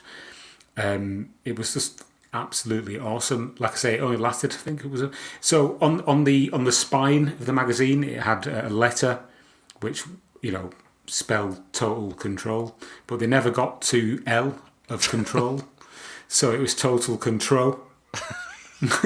But they did some really innovative covers. Like they had a Pokemon one, which was like a cover of a Game Boy, and the Pokemon was inside on the inside cover. So you open the front cover, and there was a square cut out of the Game Boy screen, and the Pokemon was on the inside.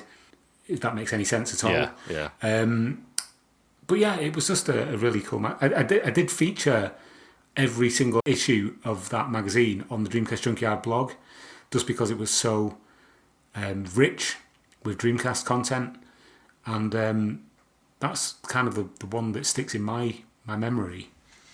I know we talked about CVG earlier, but just one thing I forgot to mention was I forget the issue number, but it was the one with Toka Touring Car 2 on the cover, and it was the issue where there was a couple of pages. The Dreamcast hadn't come out in Japan yet, and they'd sent Ed Lomas off to Japan for like this, I forget what the Sega press conference was that they were at, and there's just a load of photographs of Ed Lomas playing like Godzilla and stuff, and Virtua Fighter with the arcade stick and stuff. And again, that was just I remember reading that article about 400 or 500 times just to get my excitement going for the console. And they always seem to have really good coverage of Dreamcast in CVG. And yeah, I think that was I got CVG every month, as I said, as well. So that's definitely a big one for me.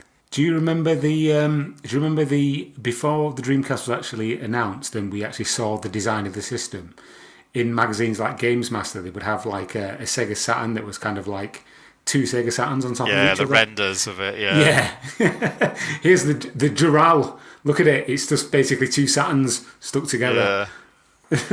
I kind of loved, I guess in the UK, you're going back to Edge magazines these days, and as far as how they documented the ebbs and flows of how that technology was evolving. I mean, in general, it's a little more technical focused. They definitely do a good job digging into the nuts and bolts of some of that, but it was really fun. I mean, as far as just reading about how the whole blow up between, the 3DFX and the power of VR2, and just seeing that story, you can just kind of read through each issue and see that story play out in quite a bit of detail in the way they covered it, which makes it really interesting to me, just going back. Yeah. Edge magazine back then was just fantastic. I think I was a bit too young at the time to really appreciate the editorial in Edge magazine. In recent years, in the last decade or so, it's just got so pretentious, it's almost unreadable now. But back then, I think it brought something so different to the world of gaming magazines. We've talked a lot today about the different styles of gaming magazines, and Edge was really on a pedestal above a lot of those as far as the actual editorial content was concerned. And obviously Edge, notoriously brutal with review scores as well. And yeah, you're absolutely right. The Dreamcast coverage, as was their coverage of any new console, was just, it was just in a different postcode as far as the what they were talking about was concerned. With Edge, the review scores, what was it like if an Edge 5 was good? Was that the metric? I can't remember. Yeah, well, I think. It boils my blood every time I hear people say, "Oh yeah, but they use the full review scale," and I'm like, "Yeah, but everyone should use the full review scale. A 5 is an average game, it makes sense. Not a 7." Yeah, exactly. And I think it was just Edge were just honest with their reviews is the crux of it. And yeah, it was if your game got a 7 in Edge, it was a really bloody good game. And I think the way they framed the games they covered was through the lens of what is it bringing to move the industry forward in some way. And so a lot of their interviews and news coverage and previews really did have that focus of what is the game trying to accomplish? What's the dev team, what do they hope to leave behind? What kind of mark do they hope that this game will make on the industry? And so if games didn't innovate in some way, I think they tended to be a little more harsh in those situations. So yeah, you can kind of see that through line in the way that they covered everything soup to nuts. And then there is also the sister mag on the stateside, which was Next Generation, which they eventually just cut down to Next Gen Meg, and then they stopped production around the time the original Xbox and GameCube were coming out. But during that span, in the mid to late 90s, they also had a very similar approach. And in fact, I think they even shared some similar or some overlap in the editorial content as well. I don't know, how about you, Lozz? You want to take it away with other magazines that people might have gotten their fix worldwide for the Dreamcast? Sure, I'll try and keep this very snappy because I really could talk a lot about this. But so by my count, there's 34 magazines globally for the Dreamcast. And over in Japan, that was basically the only market that seemed to be as ravenous for print magazines as the UK, because they had 5 Dreamcast magazines as well at one point. But what was really kind of baffling about that is that several of those were fortnightly publications, and then the official Dreamcast magazine in Japan at one point was a weekly publication. Wow. And we're not talking about a little pamphlet. This is a full 100 pages plus magazine being pumped out every week, which is, their editorial team must have just been absolutely ran into the ground. I can only assume. And then sticking with Asia for a second. It always amazes me that there were magazines published in Hong Kong and Taiwan as well, given that the Dreamcast wasn't ever kind of officially released in those territories. And for Hong Kong, there was actually 3 magazines published. And if you look online, there's one called Game Players DC that there's a full run of. And it's, obviously I haven't properly read it. I've just looked at the pictures, but it looks like a really high quality production. I'll just say a few things about Europe. So there were Dreamcast magazines in France, Germany, Italy, and Spain. I don't believe Portugal ever had one. Neither did the Netherlands or the kind of Benelux countries. But there's some real weird things that happened over on the continent compared to the UK. So, for example, in France, there's this magazine Dream Zone published by FJM, and it was launched in December 1998, which is like a full, 9-10 months before the PAL launch. I can only assume that they were absolutely, in a kind of fit of excitement, decided that they were going to start covering the Dreamcast. But there was kind of no official PAL kind of operation from Sega to kind of feed off yet. And then that same publisher decided in August of 1999 that they were going to launch a second Dreamcast magazine before launch called Game Dream. And so this bizarre situation. I don't think it's replicated anywhere else for Dreamcast magazines, where you had the same publisher who was publishing 2 unofficial Dreamcast magazines, which is Lozz, wild. Quick question. They launched the first one in 98. Yeah. Was this monthly? Was it a monthly publication? Yeah. Dream Zone. Wow. Yeah, monthly, published from December 1998, and they went all the way through until I think February of 2002 as well. So they hung on all the way through. I believe it's by far the longest running Dreamcast magazine in Europe. Wow. So yeah, quite the achievement. Had some pretty awesome covers as well. Like there was an Elemental Gimmick Gear cover, even though the game never came out in Europe. But possibly that's because they were covering games in Japan, presumably, at that point. Yeah. They had lots of coverage of imports all the way through. And they had some really good coverage, obviously, of the games that were produced by French developers. And, things like Stupid Invaders being on the cover. You would never have that, probably, unless you kind of had this French solidarity amongst the French mag and the kind of French developers. And then one other strange thing from over in Europe. So in Germany, the official magazine, despite it having the Dream On disc to its advantage, actually called it quits after 10 issues in August 2000. And its main competitor was this magazine called Dreamcast Cult, which from what I can gather was actually the more popular of the magazines. And they just basically robbed the corpse of this magazine. They took over Dream On and started publishing that themselves. And they immediately doubled their price. Like it went from like 650 Deutschmark up to like nearly 13 in the space of one issue. So did they become official? They became official. Oh wow, that's crazy. Yeah, which is bizarre. And then one other thing, I'll just very quickly mention this. Down in Italy, there was no official mag at all, right?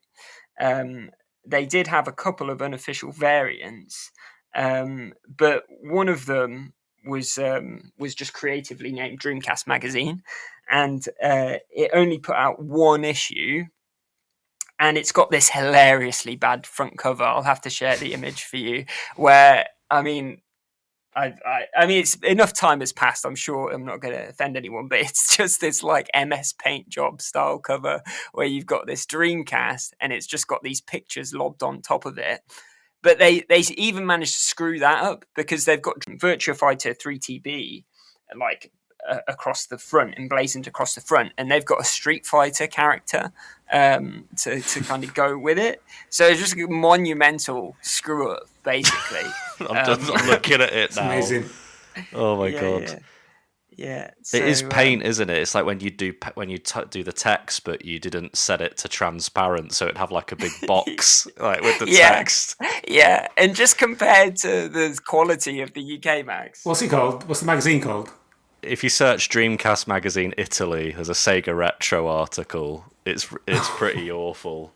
So anyway, yes, lots of magazines internationally, and I'll probably get round to scanning some more of these. I've got a near full run of an Italian magazine called Dreamcast Arena that I intend to scan once I'm done with Dream Zone, and another called Dreamcast Magic from Germany, which I do have a full run of. So in due course, those will eventually make it online. Are those just a quick one, Loz? Are those easy to like locate and import to the UK? I mean, when I had some kind of obsession with this in COVID times and lots of spare time on my hands, I just used Google Translate and basically was emailing, going on like eBay Italy and eBay Germany and harassing these people to say, "Oh, you got to let me, you got to send it to the UK." And yeah, it was pretty easy to do, but I don't think there was as many of them circulating. So, like in the UK, if you look on eBay for Dreamcast magazines, there's loads, absolutely loads. But obviously, some of these markets were kind of smaller, and I suspect that the circulation of their magazines was limited as well. Wow. Yeah, we could do a whole episode just on documenting your discovery of all of the European and other international mags. Yeah, to the 2 people who are interested. I mean, how many people are interested in this one? Like 4? Yeah. Well, I mean, all of us on the podcast, so at least 5.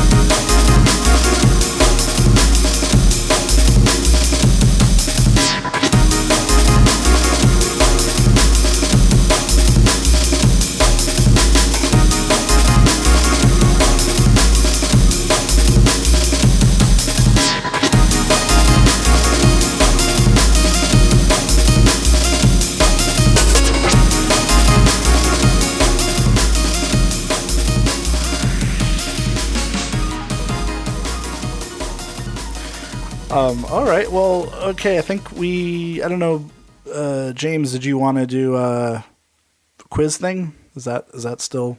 Yes, I'll do a quiz thing. We'll keep it fairly brief. But this is your chance to play at home as well, because I love a quiz because everyone loves a quiz, right?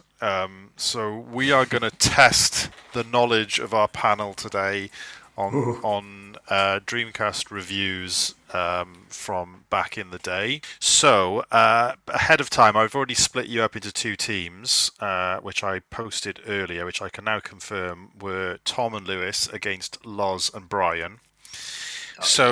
You're playing against each other. Basically, and again, you can play along at home as well. I'm going to be reading you some quotes from a review, and your first job is to guess what game is being reviewed. And then your second job is to guess, I'll tell you the magazine once you've got the game that I've taken the review from, and your second job is to tell me what the score was.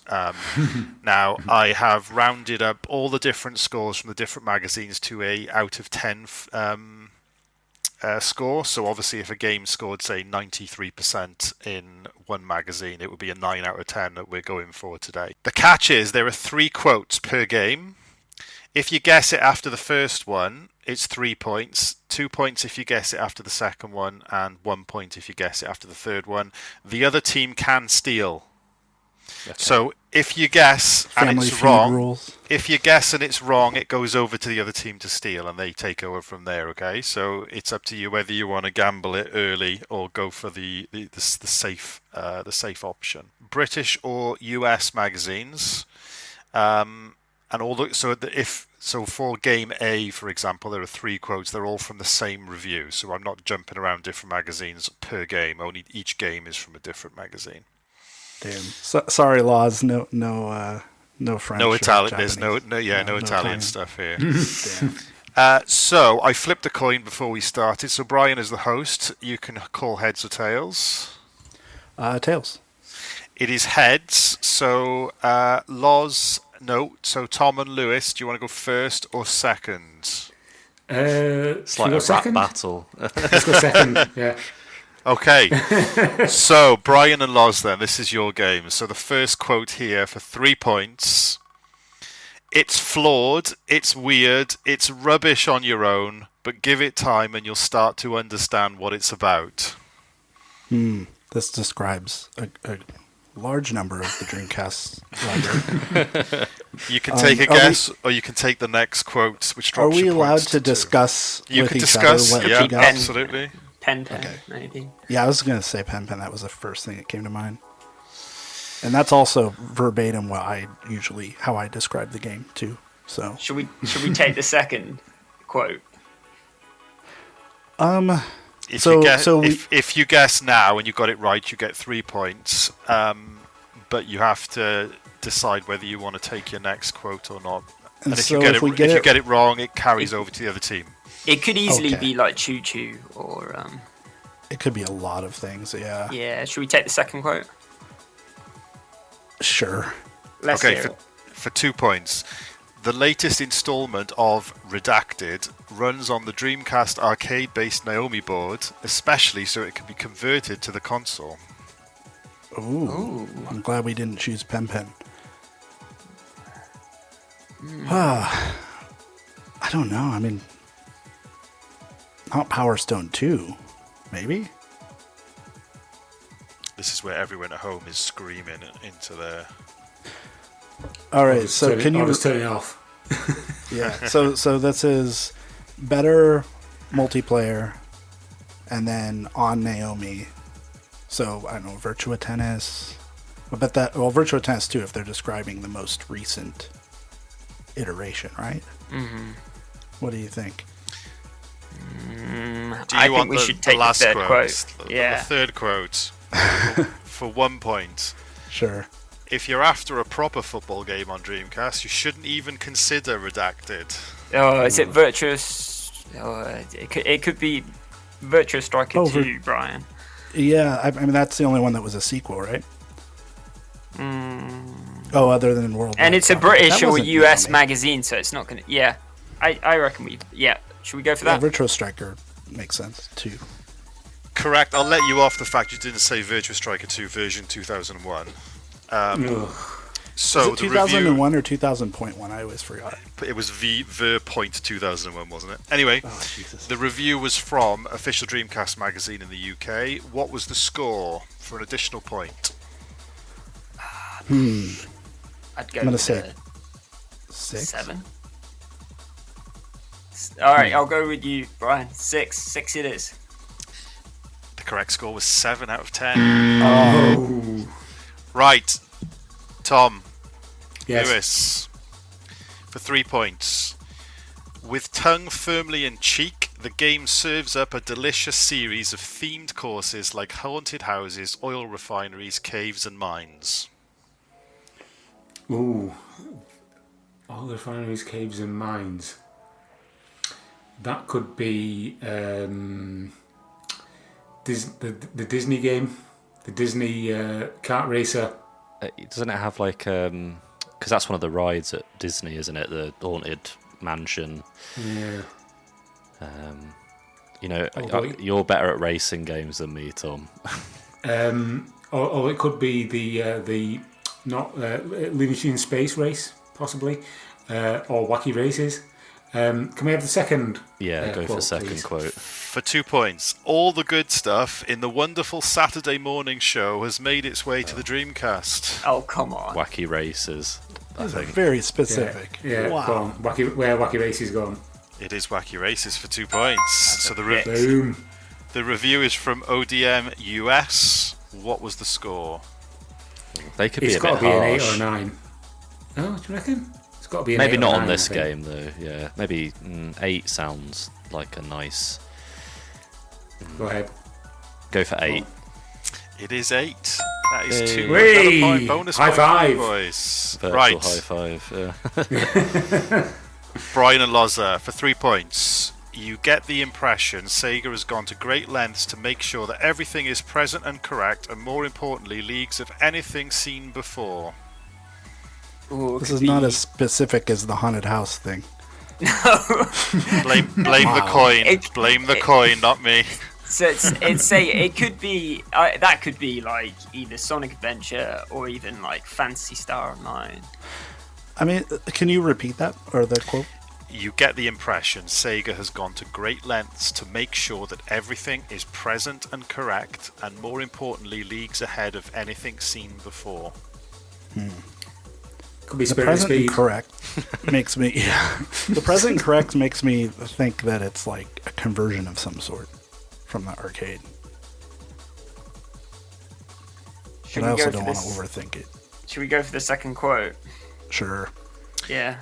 Okay, for 2 points. Given that this is a next-gen racer, it should come as no surprise that the graphics are sublime, the tracks are stunningly realised, with no pop-up or fogging whatsoever. So That rules out Sega Rally 2. Yeah, they could be. I mean, I don't know if they could be bullshitting. It could be like Sega GT, which wouldn't deserve it. F355 could be a shout. Present and correct. Yeah, you know what? I 'Cause think that's you a might be onto conversion. something. Yeah, I think that sounds good to me. Should we go for it? Yeah, why not? F355, James. Come on. Is incorrect. I can hand it over for one. Well, you can guess on that for 2 points, or you can have the last question for 1 point. Let's go for the last question. You will find yourself driving the cars, driving being italicized. You can't power slide around corners, nor slam into the back of vehicles to get them out the way. Oh, is it? I'm thinking Vanishing Point, but that was a claim. Yeah, wasn't the first quote about it being Sega? Could be Sega GT though, as Lozz alluded to. No, that's my answer.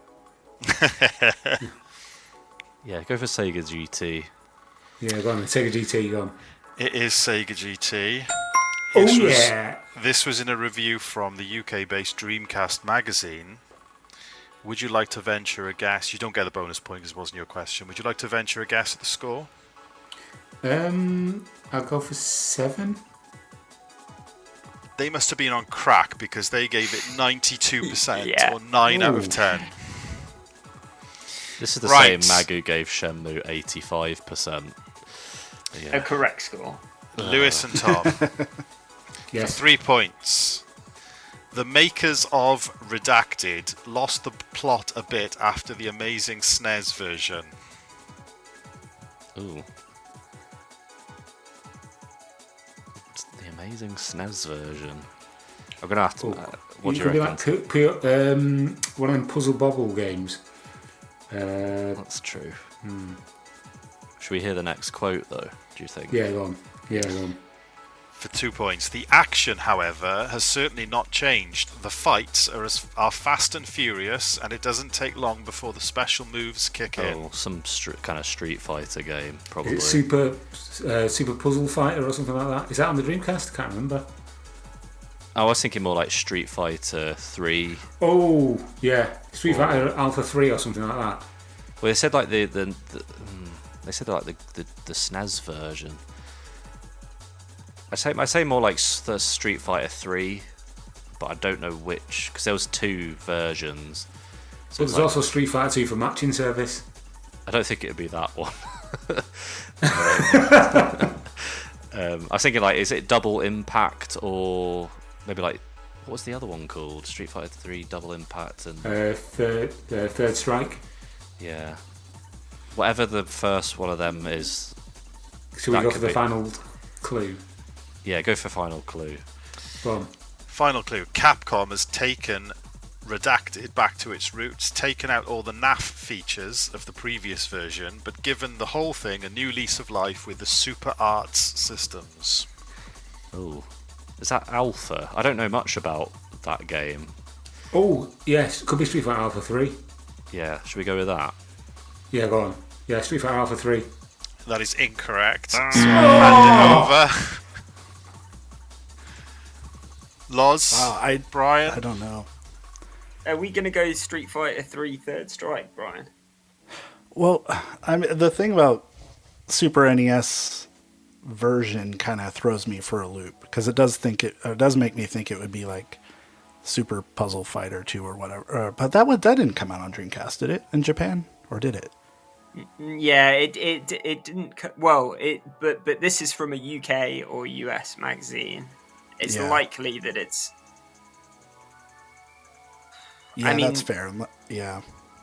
Let's go with you said Third Strike or Double Impact. Third Strike. Yeah, because I thought Alpha 3 was going to be it because Alpha 2 did come out on SNES. So, yeah. What are you going for? Street Fighter 3 Third Strike. Is incorrect. It is Street Fighter 3 Double Impact. Potluck. Reviewed by CVG, who gave it a score of what out of 10, rounded up to out of 10. Is that for them or us? No, it doesn't matter because it doesn't carry over, so it's just for fun. CVG is out of 5, isn't it? Correct. CVG. So I'll give it I'd say 5. Yeah, 5 or... out of 10, which is the answer I want, this is 8 out of 10. They give it 4 out of 5. Okay. Whose go is it now? Back to Lozza and Brian, right? Okay. Mm-hmm. For 3 points, rule number 1, this is not a game. Ooh. That's either Seaman, Evolution. I mean, not the RPG, but the... Yeah, it could be. Yeah, it could be Seaman. Yeah, I think we need a little more than that, though. Yeah, let's get the second. Okay, for 2 points. The entire process is lengthy and involved. It can vary between a few days up to a month, but the payoff is constant. Oh, Seaman sounds like a great shout. Is it Series 4 of Brookside? I don't think LOL would have been covered. No. Yeah, I'm all right with. Do you want another hint, or are you? Nah, we've got to catch up, Brian. Yeah, we're already behind. We might as well just go for broke. Go for it, Seaman. Is correct. Yeah. Nice. This was reviewed in ODM US again, and you need to tell me the score for a bonus point. That is a 6 out of 10. I actually just remember. I think I remember that from reading it. That is correct. That is correct. Well done. On that Sega Bits podcast, Francesca says she got quite a lot of hate for that review, that score, I think. Yeah. Oh yeah.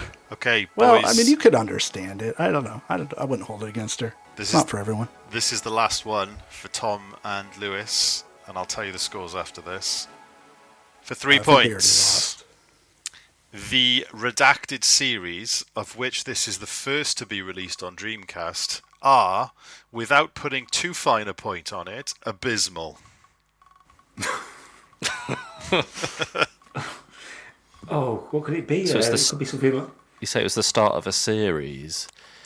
The redacted series, of which this is the first to be released on Dreamcast. Oh. Could it be like Army Men or something like that? I didn't know that was a hated game. I mean, it's pretty dire. Well, to me at least. Is it abysmal though? Can we have the next clue? Yeah, Lewis, you reckon? Yeah. The next clue is weapons ranging from M16s to bazookas, mortars and flamethrowers are all in there, but few require any real skill.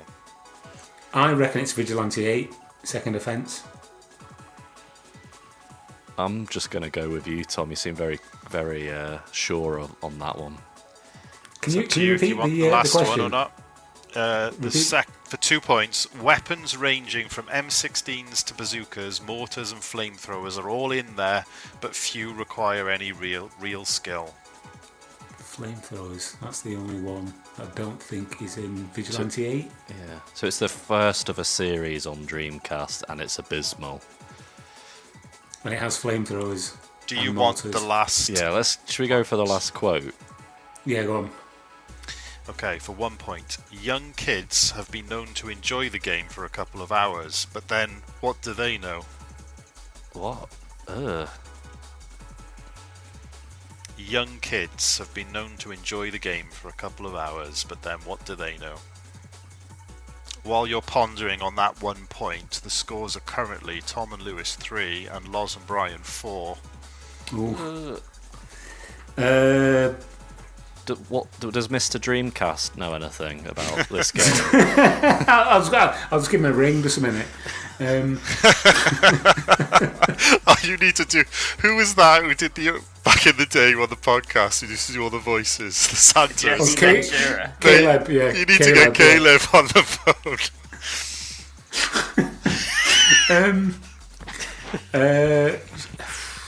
I have no idea, Lewis. Sorry.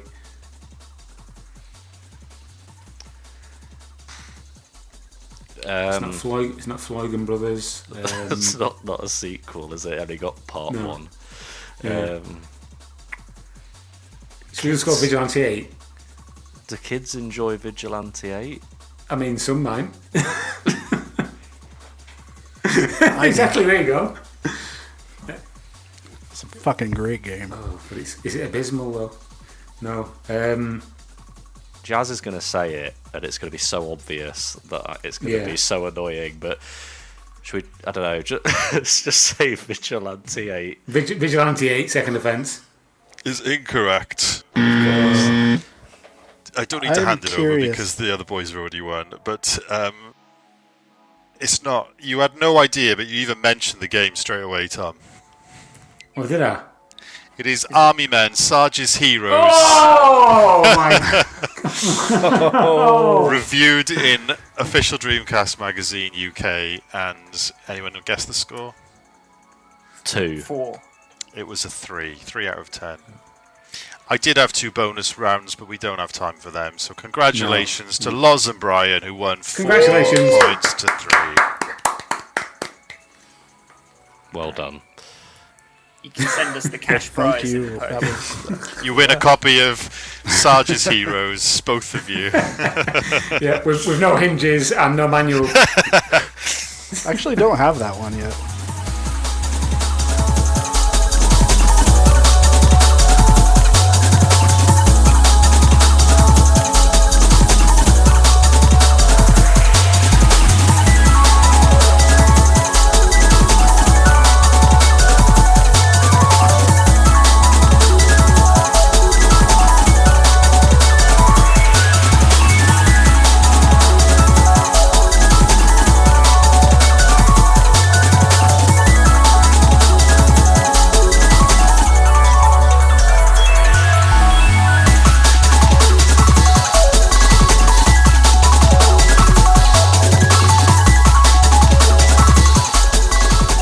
Well, I think that is a good point to end or wrap this up on. Maybe we can just do plugs and all of that. I don't know. Lewis, do you want to start with our Patreon stuff? Maybe we can talk about that a little bit. Okay, yeah. So we have a Patreon. Money that we earn through there goes towards paying for hosting costs for the podcast, the website, all those kind of things. We are currently at our target, so we're not looking for any more donations. But you can sign up as a free member, and that is quite a useful way to get updates whenever we post something like a podcast or the blog. You'll get an email. We also just want to say thanks to our patrons, including some new patrons, so I'll read those out now. So we have Matt Childs, Jason Luxton, Andrew, Casey the Radio Man, David SM, Tom Charnock, Douglas Wright, TY Guy, Gary Meacher, Anthony Harrop, Your Mom, Lee Sparks, Thomas Wergler, Wombat, Ross Kilgareth, Willis Alvey, M. Sanders, James B, Derek Pascarella, Pizza Hotline, myself, and Lozz. Thank you to all our patrons. We really appreciate it. Cool. Yeah, and I guess we can just go around and say where we can be found or what we're working on or whatever. So, Jazz, let's start with you. You can find me on X at AgileHarvey and usually in the Dreamcast Junkyard Discord, so make sure you join that if you haven't. Nice. How about you, Tom? Yep, so I'm not actually on any social media myself, but I do have a bit of a side project with Jazz and our mutual friend Martin, which is the Power Drifting Podcast.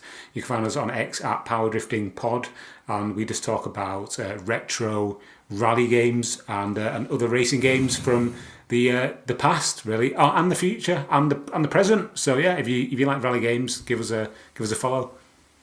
Nice. How about you, Lewis? I'm on Twitter at LewisJFC.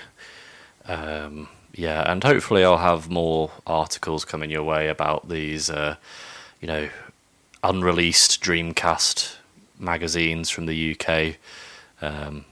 Watch this space. Looking forward to that. And Lozz, how about you? You can find me in the Seven Stars pub in Rugby, Warwickshire, on a Friday night sometimes, and you can come and buy me a pint of Tiger, please. Thank you. When I'm not at pubs, I'm sometimes can be found on Blue Sky at Jet Brian Radio. All right, well, Lewis, do you want to take us home with the Junkyard stuff? Where is all that? So the website is www.thedreamcastjunkyard.co.uk. On Twitter, it's at the DC Junkyard. We're also on Blue Sky, Facebook, Discord. All the links to those social media places will be on the sidebar of the website. So yeah, see you there. Indeed, see you there.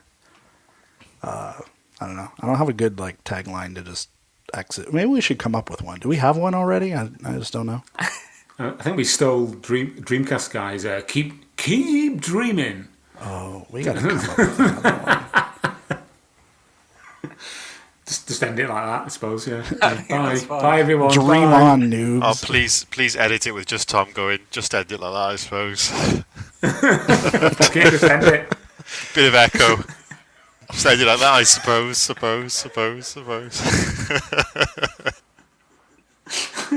Right. All right. That was good enough. That was good enough. Right.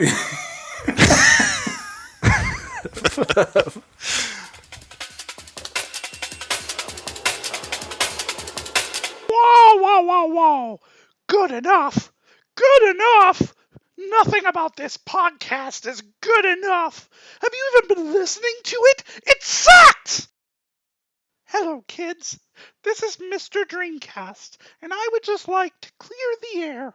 I find it quite rich that these DreamPod dolts have the nerve to besmirch the name of my great magazine, Mr. Dreamcast. Also, how dare they compare me to that obnoxious asshat Clippy? He fucking sucked! Listen, kids. My wonderful magazine, Mr. Dreamcast, has brought joy to dozens of children all across the UK, from Swansea to Skegness and a couple of places in between, which is a lot more than these DreamPod fuckwits have ever done. Again, this is Mr. Dreamcast, and before I sign off, I'd just like to remind you to play Fur Fighters today and every day of your miserable existence. This is the Dreamcast disc. This is the Dreamcast disc. This is the Dreamcast disc.